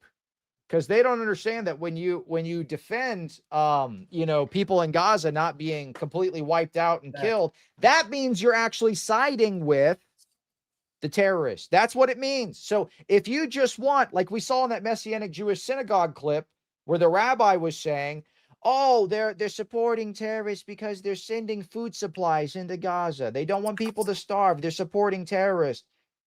This is what it means. You see this with David Wood when he says that us saying bingo means we support jihad. So if we're supporting jihad simply by saying bingo, and this nun deserves to die with Hamas because she says they shouldn't all be wiped out. Well, what do you think should happen to us for saying bingo? I mean, this isn't that much of a bridge, much of a gap to bridge here. What they're trying to do. You had something else you wanted to share, Sam? Yeah, I want you to hear him admit he went against the advice of his spiritual father and that he was suspended indefinitely. I just want you, because we brought receipts. Now, what did David Wood say about it? Nothing. He justified, well, I don't know enough about marriage, and who am I to judge? You see the hypocrite? If you kiss up to David Wood and he likes you, he doesn't care what you do. But if you call him out, there's no good you can do in his sight. Now watch this. Ready? Hold on, let me. Was everything I did, everything we did, was done with the information of a priest whom I consider a spiritual father, not with the approval of his. There are many things that he said this is not good, and this. Did you hear it? Not with the approval. There are many things that said is not good. Now listen. Is not how it should be done. Should not be done. I did it anyway, and I said, "Forgive me." Did you hear it? I did it anyway. Forgive me. So I went to Israel, and I was with a woman holding her hand, and I'm falling in love with her, even though you told me not to. But forgive me. Now the question is he still with her? Now let him finish this. I'm sorry. I'm sorry. Process. Okay, now can I just play the part where he admits that he's been suspended indefinitely? That that's why he's not a Eastern Orthodox, because he's been suspended indefinitely, which was I didn't know that, and someone sent it to me. Let me find it here. I don't know if you're condemned. Yeah, either way, for everybody in the chat, I know we're highlighting things that are very uncomfortable, but make sure that you pray for Ridvan and pray for his wife as well. It's not a good situation. You know, from both fronts. I remember towards the end, before she deleted her account, she was basically saying like she accepted a marriage proposal from a stranger on X. Is very unfortunate. A lot of different factors in this. Look, the interpersonal stuff with these guys or whatever, this is only being highlighted to display David Wood and co.'s hypocrisy. The stuff that's going on behind closed doors, the failures, their personal sins, and things like this, I'm not judging their heart. I want you guys to pray for these people, and then eventually, hopefully, maybe Ridvan and his wife, you know, end up reconciling, or some, you know, through some sort of miracle, you know, his heart is softened, her heart is softened, whatever the situation is. Make sure you keep them in your prayers, because, you know, we are Christians. We do care about people. We're not saying this to just destroy the guy or anything like this. We're highlighting this to highlight David Wood's hypocrisy and continuing to work with the judge. And if they repent, if he repents, he'll be forgiven, obviously. But notice why is this being called out? Because it's a public sin. He's doing it publicly. He just said, I wasn't hiding it. And I'm trying to, I may not be able to find it now, but that's fine. I wasn't hiding it. So he's telling you, he's upfront about starting a relationship with another woman. Yeah, I won't be able to find it now, but that's fine. Where he says that he was suspended indefinitely by his priest. So he told him to go find another jurisdiction. So he's not officially Eastern Orthodox. He hasn't been baptized. So because the sin is public, it needs to be called out public. When they say, why don't you reach out to him private? Brother, go read your Bible. When Peter committed a public sin in front of people, Paul rebuked him publicly, because this scandalizes the faithful. There you go. That other clip. Did you have the clip where he said that he was suspended? If you want to do something until I find it, because I'm not able to find it right now, but go ahead until I find it. Sure. So yeah, I mean, I wanted to highlight the situation with David Wood, because I think this really needs to be discussed more. Why are people still platforming this gentleman?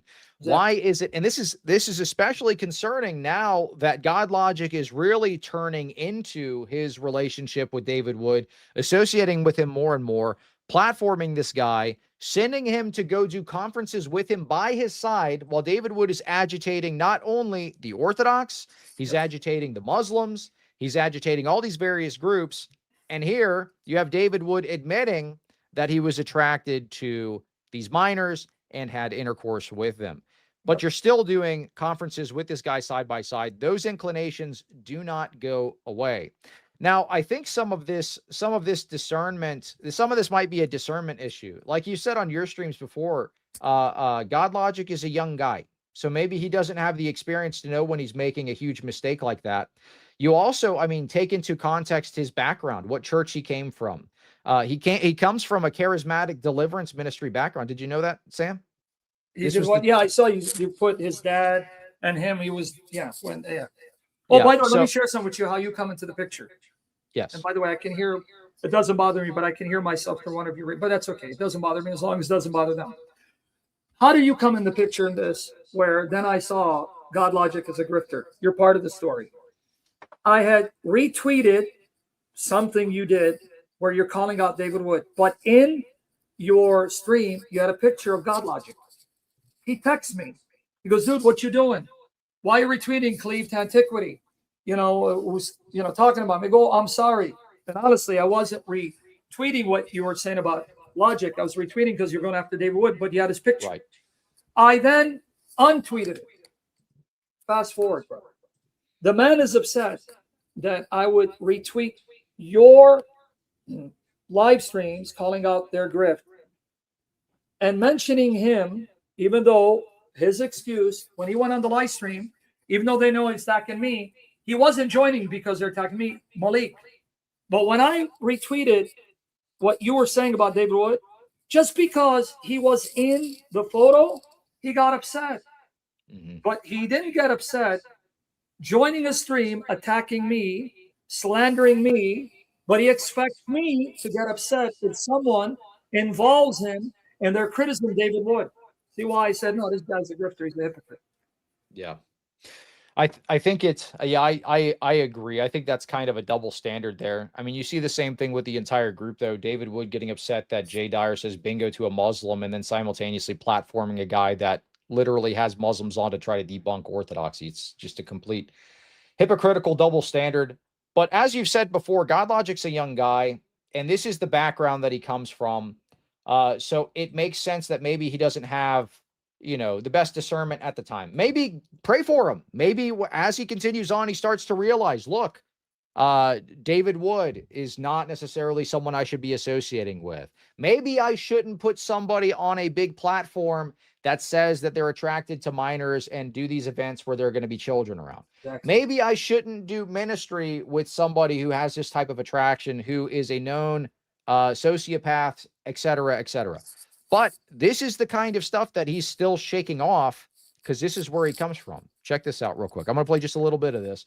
This was the church that he attended here. So this is where he got his theology. So this is a lot to undo. Let me bring in my dad to work, man. Let me bring Pops. Let's bring Pops into work. In the name of Jesus. So that's his dad right there, dressing up as a fake Roman Catholic cardinal in a charismatic deliverance church. There's a healing for you in intimate places. He said, you need healing in intimate places. You got to get that intimate healing. But God told me to tell you today, he ain't going to even wait till tomorrow. You about to get delivered right now. At the count of 3, when I tell you 3, I want you to let it go. 1, 2, 3, let it go. God said you've been free. Somebody help her. You've been free. Somebody help her.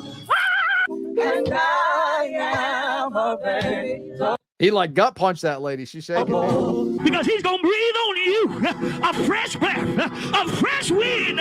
Somebody, somebody. Wow. Because he's going to cause you to do some stuff that logic don't make sense. He's going to have you do some things that don't make no sense to nobody. But God told me to tell you, he's giving you permission to do it. He's giving you permission to do it. And without fail, you get ready to recover everything. I wish I had somebody. Now, notice this, he's preaching prosperity gospel. This is where he comes up in prosperity gospel grifting, okay, saying like, look, name it, claim it, God's going to give it to you. And there are actually several of these little banners and things like this that come from his old church where they're doing name it, claim it, deliverance ministry. You're going to get all the money you need, et cetera, et cetera. We've highlighted in a previous video where we were breaking down some of his background that this church, his dad, Bishop Avery Austin, which, by the way, here's Godlogic at his dad's consecration as a fake bishop. Here you go. You got Godlogic and his dad, the fake bishop here. This guy, Bishop Avery, has connections to the guy that runs the entire like organization, has connections literally to Tyler Perry. So, I mean, it's this big grifter culture. The guy that runs the organization that Bishop Avery is a part of, he's the guy that was in that clip where he was saying like, something like, oh, you didn't give me, oh yeah, here's a name it, claim it thing. Come expecting freedom, breakthrough, total deliverance. We're laying it all on the altar. Total deliverance services. Whatever, and then of course they have they quote Mark 11:24 as a proof text to their heresy of the prosperity gospel. Whatever you pray for, you're going to receive. Just pray for it. It's going to be given to you. And then this is a clip of the guy that runs that entire organization that Godlogic's dad's a part of. This is Pastor Marvin Winans. I have clips where Bishop Avery Austin saying, Marvin Winans, our fearless leader. You are our bishop, our fearless leader. So this is who Godlogic's dad is saying is the leader of this organization. This is him with one of his congregants. They're coming up to offer him, what is it, $1,200? And he says, no, I asked you for $2,000, not $1,200. You didn't do it right. I, Roberta McCoy, given faith and stand in unity with the vision of Perfecting Church of sowing this seed of $1,000 plus two. Why do they always say it's like you gotta sow a seed into my ministry? Name Send and me claim $100. it, Name and claim it, man. Name and claim it, boy. Name and claim it. That's right. Sow a seed into my ministry. You're gonna make my hair grow back. Somebody send me $100 super chat. It's gonna grow back real quick, immediately. $135 and receiving the blessings to come to all that participated. Now that's only $1,200. Yes. Y'all not listening to what I'm saying. If you have 1,000 plus 1,000. Well, I'm gonna work on the other 800. Well, that ain't what I asked you to do. That ain't what I asked you to do. I said 2,000. You're gonna give me $1,200. I said 2,000. Get out of here. So his background is basically like a bunch of grifters, a bunch of theological grifters. Doesn't it make sense? This would be an easy thing to fall into. Oh well, you know, I gotta get blessed. I'm doing all this work. I need me my blessing. I need me my tithe seed. You better, but anyway, you had something you wanted to share, Sam? The thing I want to say about Avery. Yes. I gave him enough time and I gave him enough chances to show he's neutral. Note, I didn't say take my side. I'd be a selfish pig. I said, stay away from David, stay away from me. Do your thing. You don't need us. But he made it clear, my brother, what do you want me to do? He wants David, who sucks when it comes to exegesis, could not defend his faith if his salvation depended on it. His arguments on Islam, by the way, I know some people, like someone's telling me, I said, Christian Prince is my teacher. There's a context behind everything.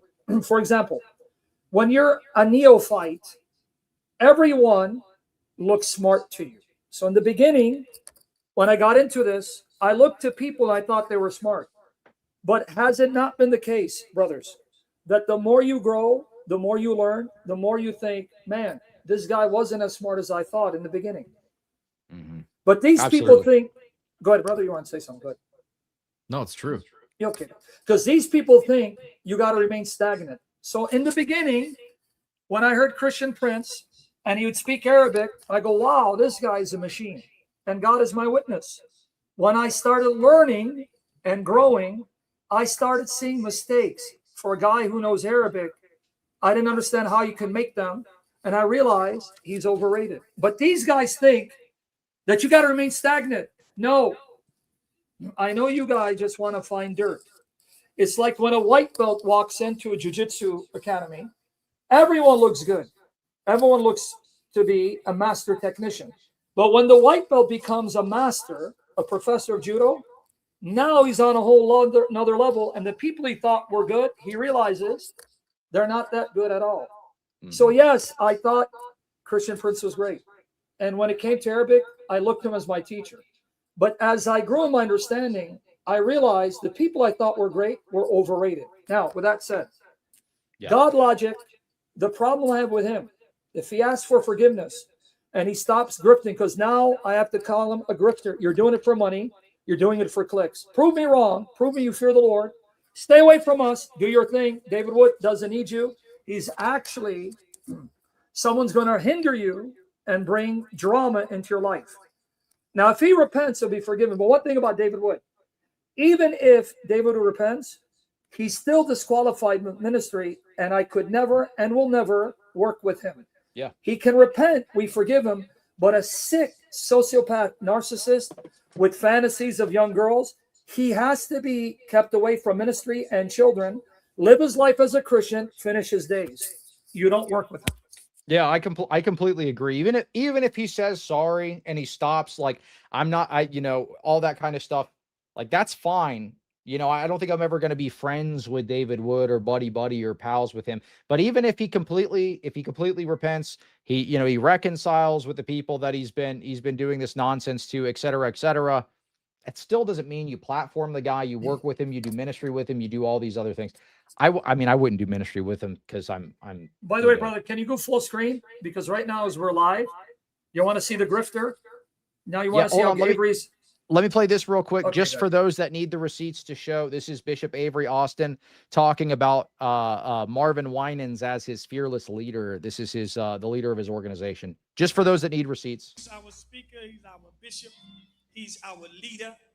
He is Marvin L. Winans of the Perfecting. He's our bishop. He's our leader, Marvin L. Winans. So the gentleman that I played the clip of earlier, where he was saying, "Oh, you only gave me $1,000 something dollars. You only gave me $1,200." That is the leader of the church organization that Godlogic's dad's a part of. So I just wanted to tie that in. Go ahead, Sam, with the thing that you Here, wanted to share say. my screen, guys. Share my screen. There you go on the live stream right now. Avery, you are a joke. You truly are of the devil until you repent. There is Avery giving $20 right now. Someone sent to me on the live stream of Thaddeus, the doxer, the liar, the slanderer, and Christina Closet. There you go, guys. That's your Avery. Right now, this was sent to me because they're doing a live because Thaddeus is panicking because he got exposed for doxing. And when you told me I should have reached out to him, I did. I texted him. Guys, there's the evidence. There's your doxer. Godlogic, you're a joke. You really are a joke. You truly have been handed over to Satan. It's about money. Shame on you. The Lord rebuke you to repent. It's over for you. You are no better than David Wood. That's why God is going to hand you over. Sit right there, brother. $20 as they're streaming right now because they're panicking. He just exposed himself, brother. He's got no loyalty. There you go.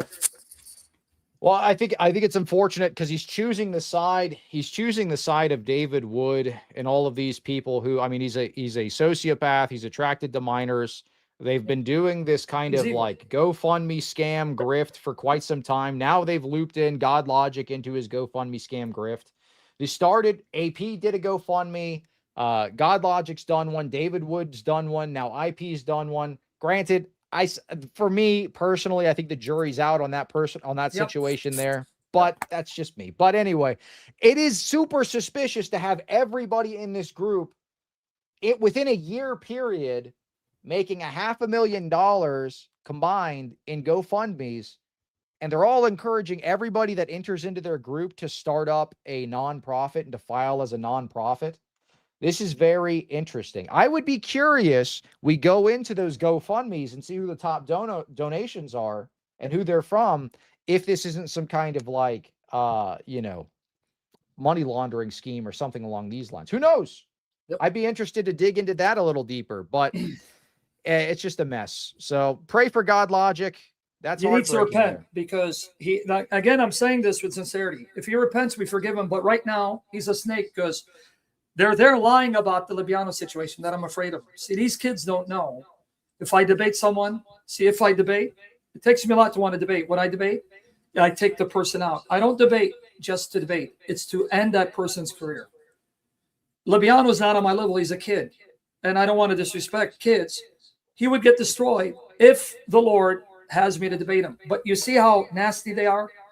I didn't debate Libiano for Godlogic, because he said he insulted his wife. But now I'm going to see if God wants me to, because I'm going to do to Libiano what none of you could do. And by the way, Cleve, this is a fact. Did you know when Muhammad Hijab took off? Even he said it. It was his debate with David Wood. He said, I became viral. I took off and became famous after that debate. Do you know when Libiano took off? After his debate with Godlogic. Go back in history. Before the debate with Godlogic, nobody knew who Libiano is. Nobody did. He made him famous. Muhammad Hijab was a nobody in UK. Even Christian Prince said David Wood made him famous. So these guys, these grifters, thinking they're doing good, they're making these people famous and giving them platforms and helping them make more money because they suck, my friend. But anyway, brother, I gave you the receipts. It's all there. Happily, after this, let's move on to better things. Let's talk about theology, church fathers, and all that. And I'm here anytime you need me. Yeah, I gotta say, one of my favorite parts, Sam, was when you pointed out that David Wood is going to debate Jay on Iconodulia in a few months, and then he's in front of a Coptic iconostasis with a bunch of icons there. Yeah, what you happened? saw I called that out. What Well, happened with that? thankfully, brothers, and now they're going to come after me. It's not going to be in. I contacted Subdeacon Daniel Kakish. And he's a very respectful, so he has respectful dialogues. He's not nasty. So if you ever want to dialogue with him, let's bring him on. We'll bring all of you guys so you can condemn each other and say, Yeah, no, I'm sorry. I'm sorry. That guy's not respectful at all. Well, I mean, he's been to me. I don't know. on his Okay, well, guys, I don't know the behind the scenes between all of you. That's a guy. But here- That was a guy that said Cleve's a steaming, stinking pile of monkey crap. Okay, well, guess what I'm going to do? 33-pound Here's what I'm bowling going to ball do, head. guys. Here's what I'm going to do. Sorry, I will sorry, be Sam. the mediator to bring you on the table to at least try to overlook past insults and move forward and have healthy debates for the benefit of people. Let's do that. Because you know what? Let me tell you something. I know you guys may not agree. These Protestants, I can use the word dog, right, are uniting, even though they can't agree with each other and condemning each other to hell, to attack Eastern Orthodox, Catholics, and Oriental Orthodox. Even though there's schism among you guys, better come together and have a debate among one another and then unite on the things you agree so that they don't use the division against you guys in order to bilk it for all they can. See, that's what David Wood is doing. Now, going back to what David Wood did, he's smart. He's satanically smart. He knew there's bad blood between the... No, it's honest, brother. I know the guy. Yeah. This was his agenda. He knew the EOs and OOs can't stand each other.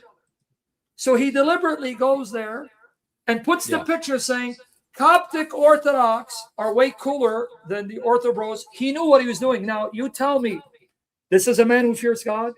You know there's bad blood between them. You know they don't like each other. Why are you now using one group to attack the other to get them to go at it and insult each other?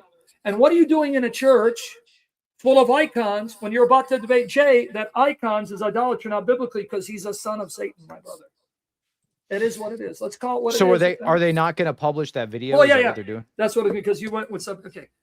I talked to Subdeacon Daniel. I told him, why are you letting this guy in your church to use you? There's already bad blood between you guys. He contacted the priest. I talked to them. Don't be surprised they won't air that interview, because I talked to them. I said, you're going to do yourself a great disservice. The man has issues. Adulterous prophet has committed adultery. I sent them the links via Subdeacon Dan. I sent them the links. I said, send it to them. I go, now, David Wood is going to have debate why icons is not biblical. It's idolatry. Why is he in your church in front of icons? Because he's using you. They told me with all sincerity, we didn't know any of this. I go, now you do. Now that you know, the wisest thing you can do not air the interview. And I pray in the almighty name of Jesus, they don't. But boy, if they don't, guess what they're going to do to me? Yeah, Oh, well, orbs. I mean, Hold on, we'll see. hold on. Alex, hold on. I mean, Ben, hold on. Let me ask the orbs. Oh, orbs, you need to muster up the troops and intercede for me and get Saint PayPal, my Patreon, Saint Ani prayers are coming after me. Yeah, can I get an amen? Yeah. The comments are going crazy. That's funny.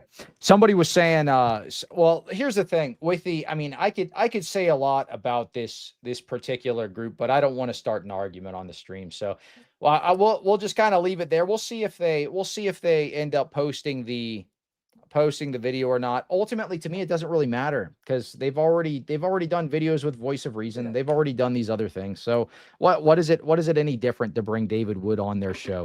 I appreciate you calling it out, and I think it would be a good show. It would be a show of good faith if they didn't. But I mean, to me, ultimately, it doesn't make any difference. So they've already done very similar things in the past. But anyway, I don't want to harp too much on the Coptic thing. Yep.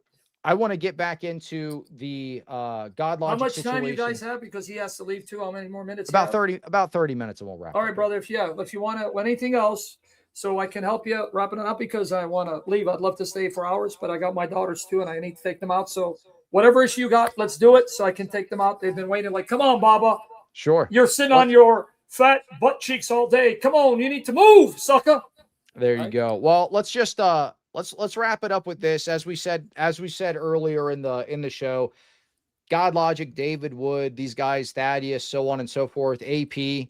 Look, this doesn't have to continue to escalate. This doesn't have to be some kind of endless cycle of invectives, attacks, whatever the case may be, where it's getting personal. It's no longer about the theology. It's just character attacks and all this kind of stuff.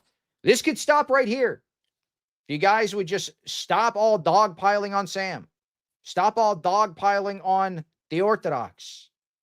Now, look, I mean, look, we love it. We love a little back and forth, don't we, Alex? We love a little back and It's forth. got to be substantive. Like this character attack, it's like it's just so annoying. Like, yes, can we just it's talk about the issues, please?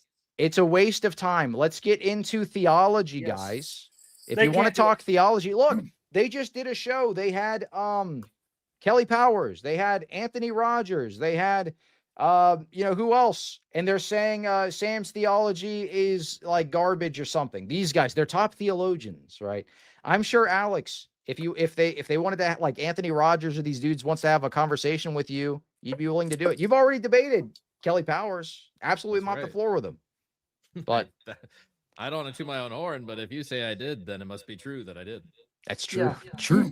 No, well, Trent Horn already destroyed Anthony Rogers in debate, and he says that supposedly, I think someone told me, he said I didn't debate him. He's lying because I got the receipts. I called him out to debate. And Anthony, you are, by the way, Anthony, you can always thank your God's decree, because your God decreed for me to leave Calvinism. Your God decreed for my theology to be garbage. Your God decreed for David to do what he did and to be a grifter, so we can glorify your God for this decree. But the fact is, I called him out, and I'll call him out again. Here's what I'm going to call him out for again. I told you, debate me on justification according to Jesus in the Gospels and James, and then we do a separate debate on Paul's understanding of the term pistis, especially the phrase pistis Jesu Christu, so I can bury your demonic doctrine of sola fide as taught by Martin Luther. He's the one who ran from idol killer, made excuses to run from William Albrecht, and now he's claiming that somehow I don't want to debate him. Don't flatter yourself, dude. You're a kid. I'll spank you like a redheaded stepchild, thanks to your God's decree. And by the way, he was exposed for quoting forgeries. You know, Perry Robinson did a 5-hour stream on my channel, and then another 5-hour stream, as well as the Catholics and he never recovered, never apologized, never accepted correction.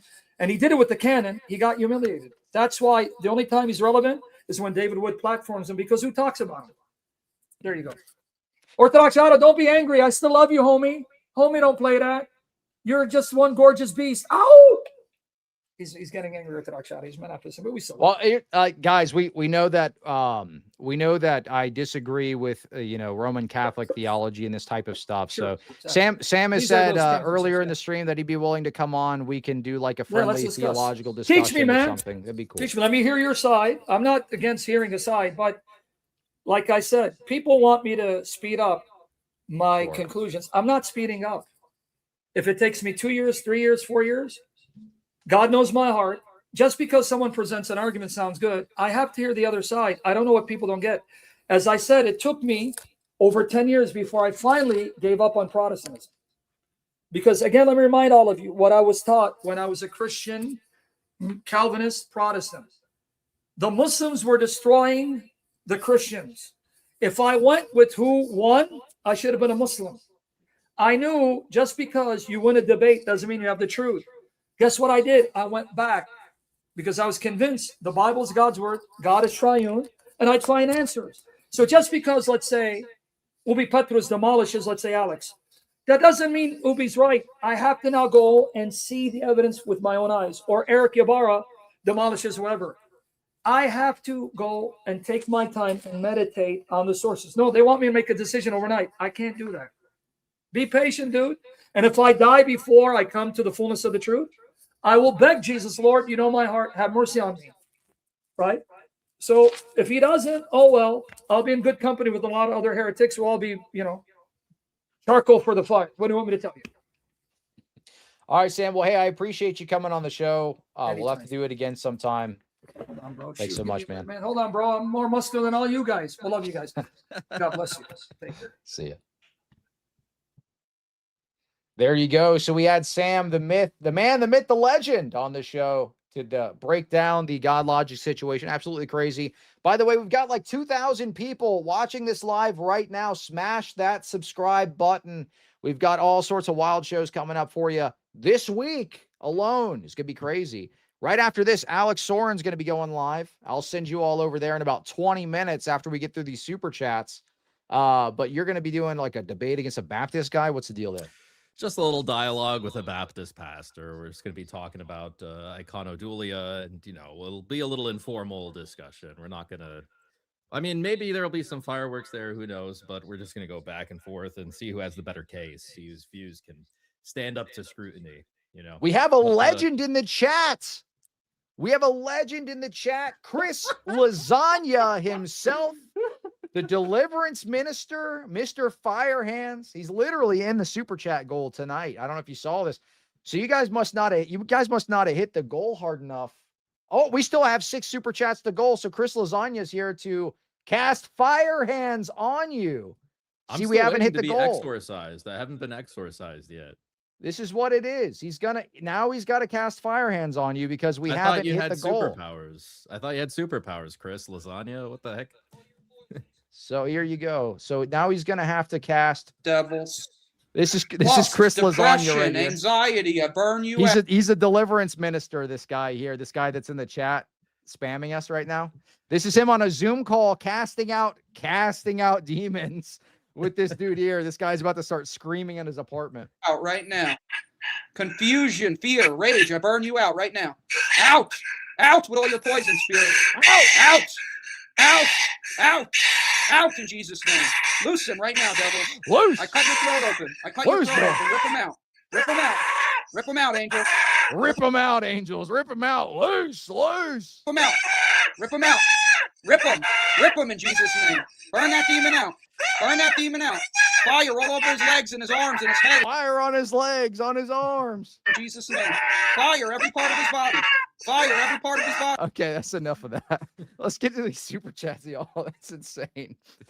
All right. Also, Alex, Anthony would lose, by the way. He would lose. Yes, Anthony would lose. And so did Chris Lasagna when he called into Alex's stream. He couldn't even exercise his camera. Yeah, exactly. Alex just needs to start balding and the stream would be perfect. Orbs be upon you. He's just cursing Alex's hairline. Why can't they grow hair? Why do I have to bald? Like, Mary says the Pope has consecration power over. It's not gonna happen. No, I'm sorry. I'm sorry. It's not a genuine. Anyway, no, sorry, not gonna happen.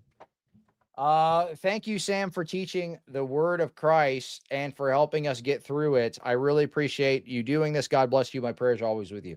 Now, look, me and Sam, we have theological differences. We don't hide that, but we still are, can be friends. We can, we've squashed the whatever was going on between the Ortho Bros and Sam.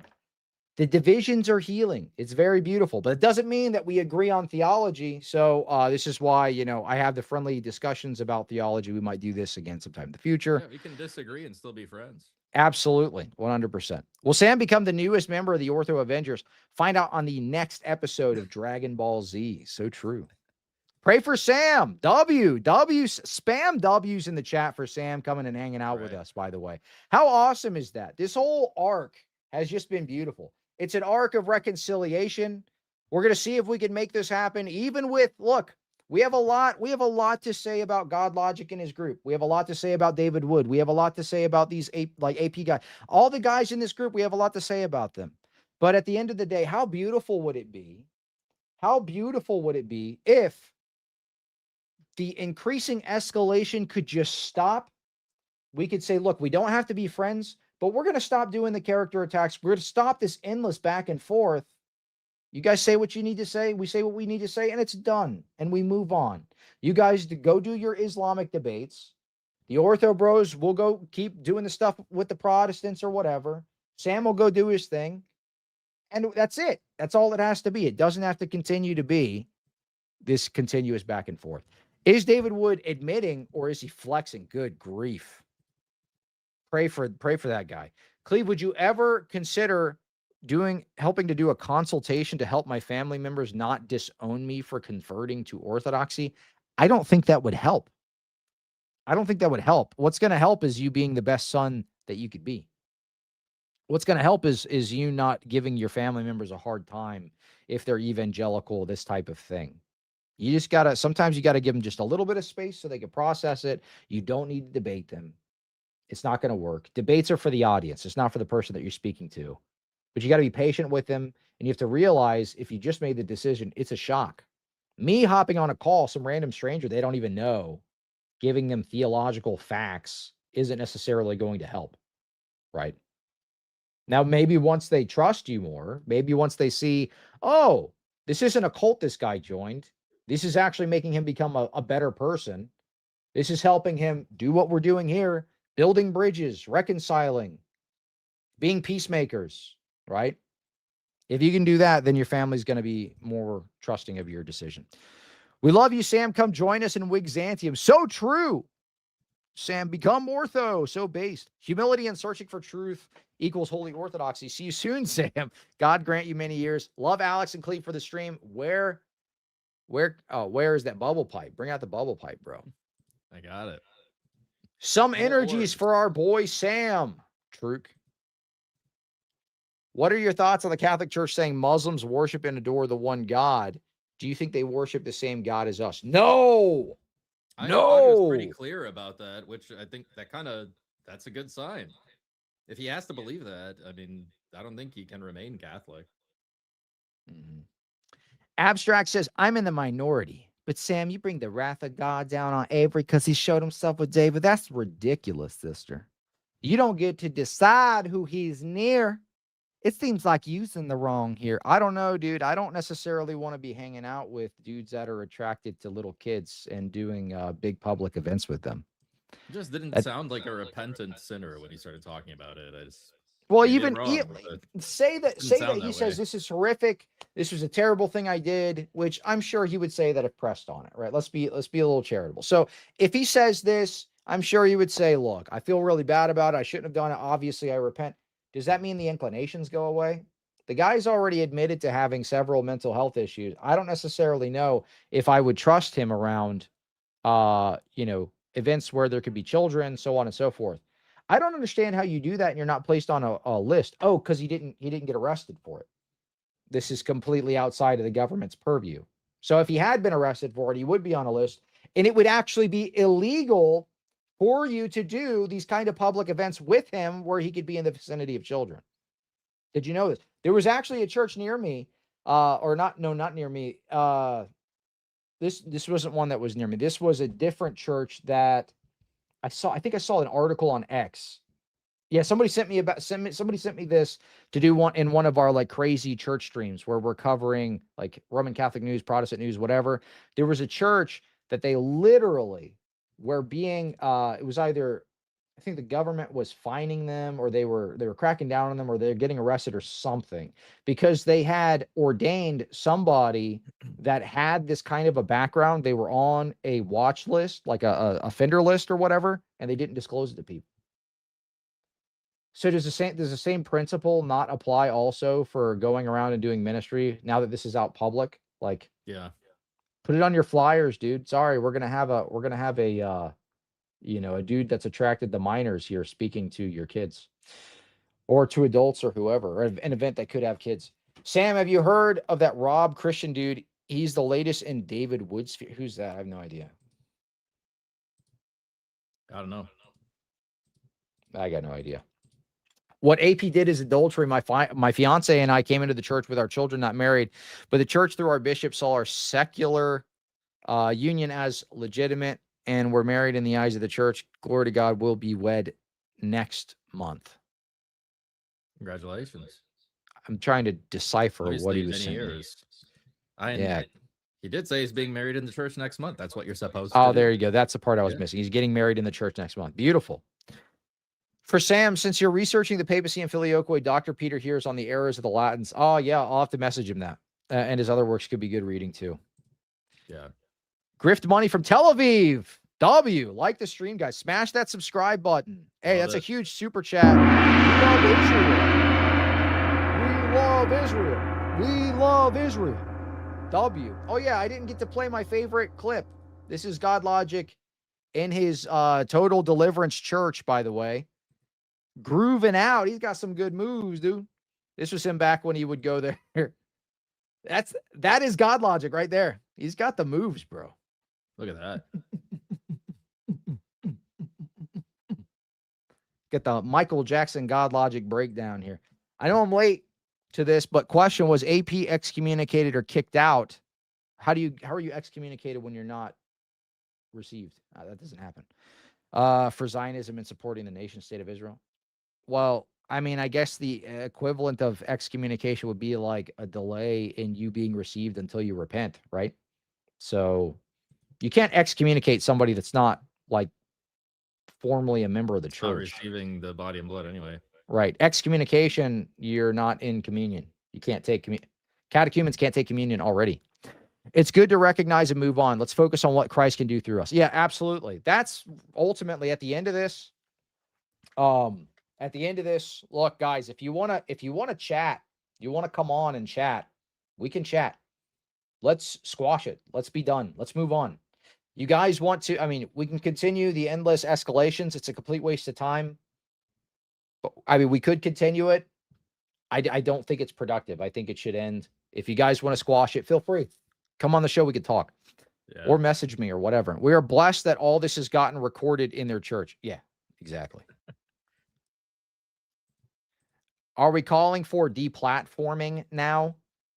What? No, I don't think we ever did that. I think we just wanted to talk to them about the substance of the issues. Plus 100. Y'all not listening. So true. Thank you, Macaulay Roofing, for the $100 super chat. Appreciate you. R. Borg with a 300, whatever that is. I don't know what that is. I think that's shekels, dude. 300 shekels. Whoa! Dude, we getting the shekels, bro. We're getting the You Robux. promised my son that you're going to give him free Robux. So true. You promised.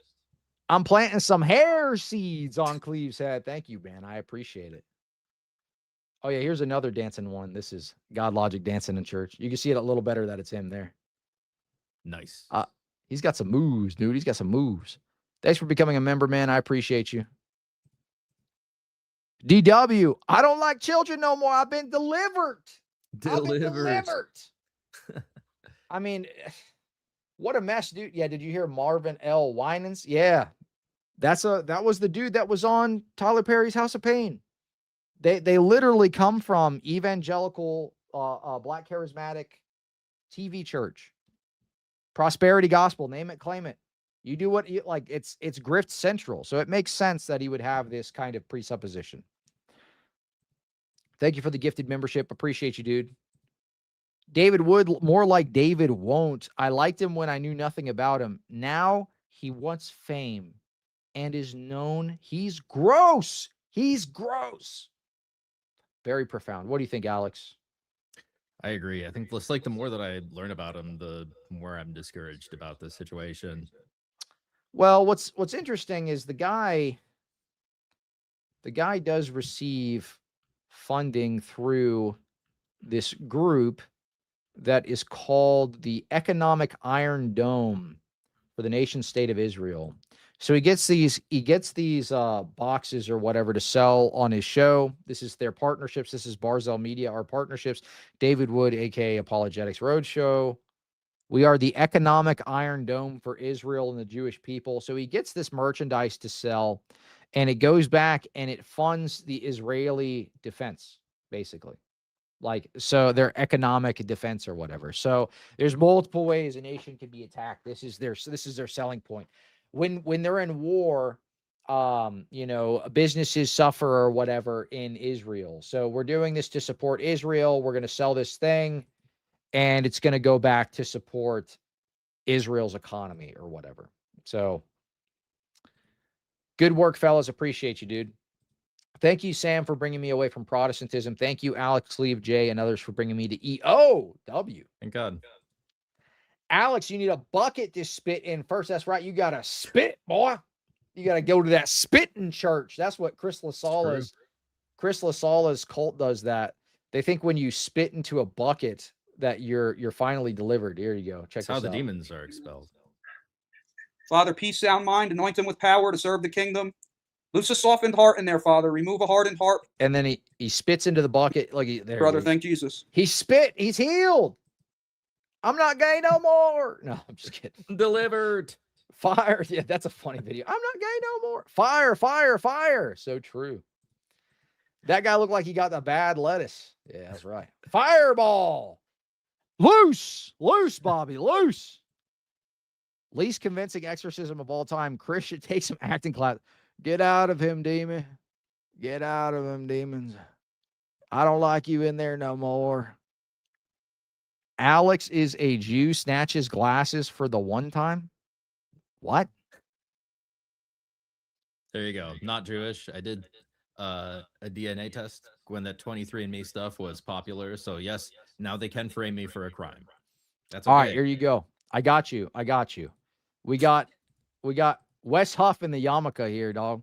We got Wes Huff with the yarmulke. W Israel. W Israel. W Israel. We love Bibi Netanyahu. We got Wes Huff up here representing Bibi Netanyahu with the W's, dog. This gets easier and easier. They keep on giving us more material. Why do they do this? For Israel, let's go. W, spam them W, Israel. W, big Yahoo. Dude. Wes Huff representing Bibi Netanyahu. So dope. Chia Pet Cleave. So true. So true. Spit for Daddy God. Gross. The crazy deliverance exorcisms are absolutely insane. Let me plug what I got coming up next. If you guys haven't subscribed, go ahead and smash that subscribe button. Alex, you got your show to go on. Go ahead and boot that bad boy up, and I'll send the audience over to you. Also, real quick, August 3rd, I'm going to be on Marlon's show, The Gospel Truth, with Nick from Fearless Truth. We're going to be doing an open panel defending orthodoxy and defeating enemies of Orthodox. You can check that out. Based. And obviously, right after this, I have this dialogue with a Baptist pastor on iconodulia. So there you go. Thanks again, Cleve, for having me.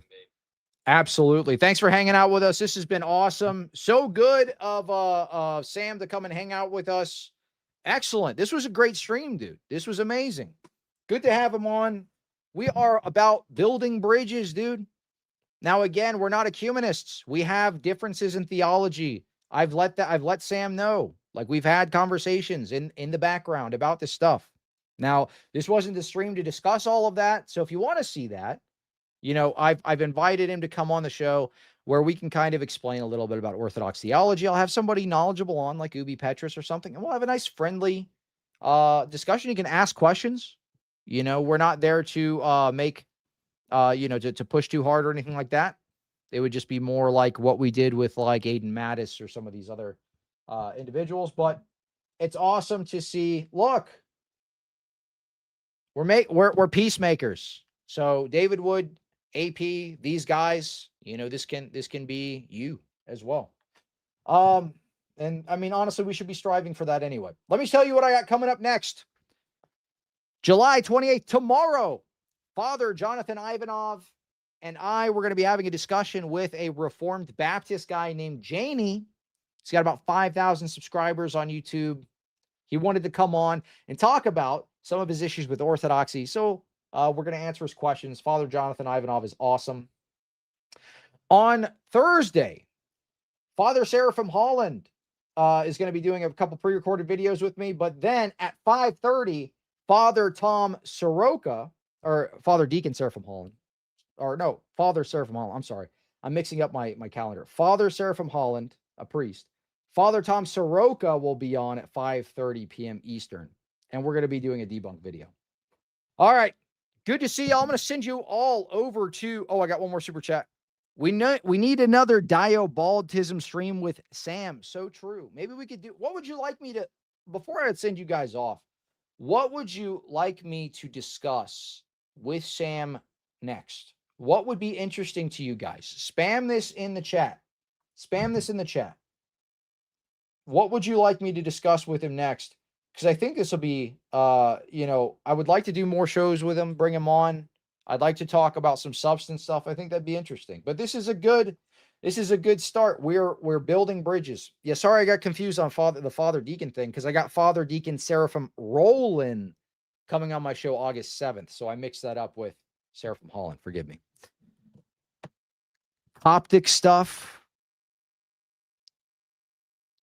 No, I don't want to. We're not going to be doing any debate stuff with him right now. But anyway. All right. Beautiful. Thank you so much. I'm sending you all over to Alex Soren. If you haven't already, smash that subscribe button. Until next time.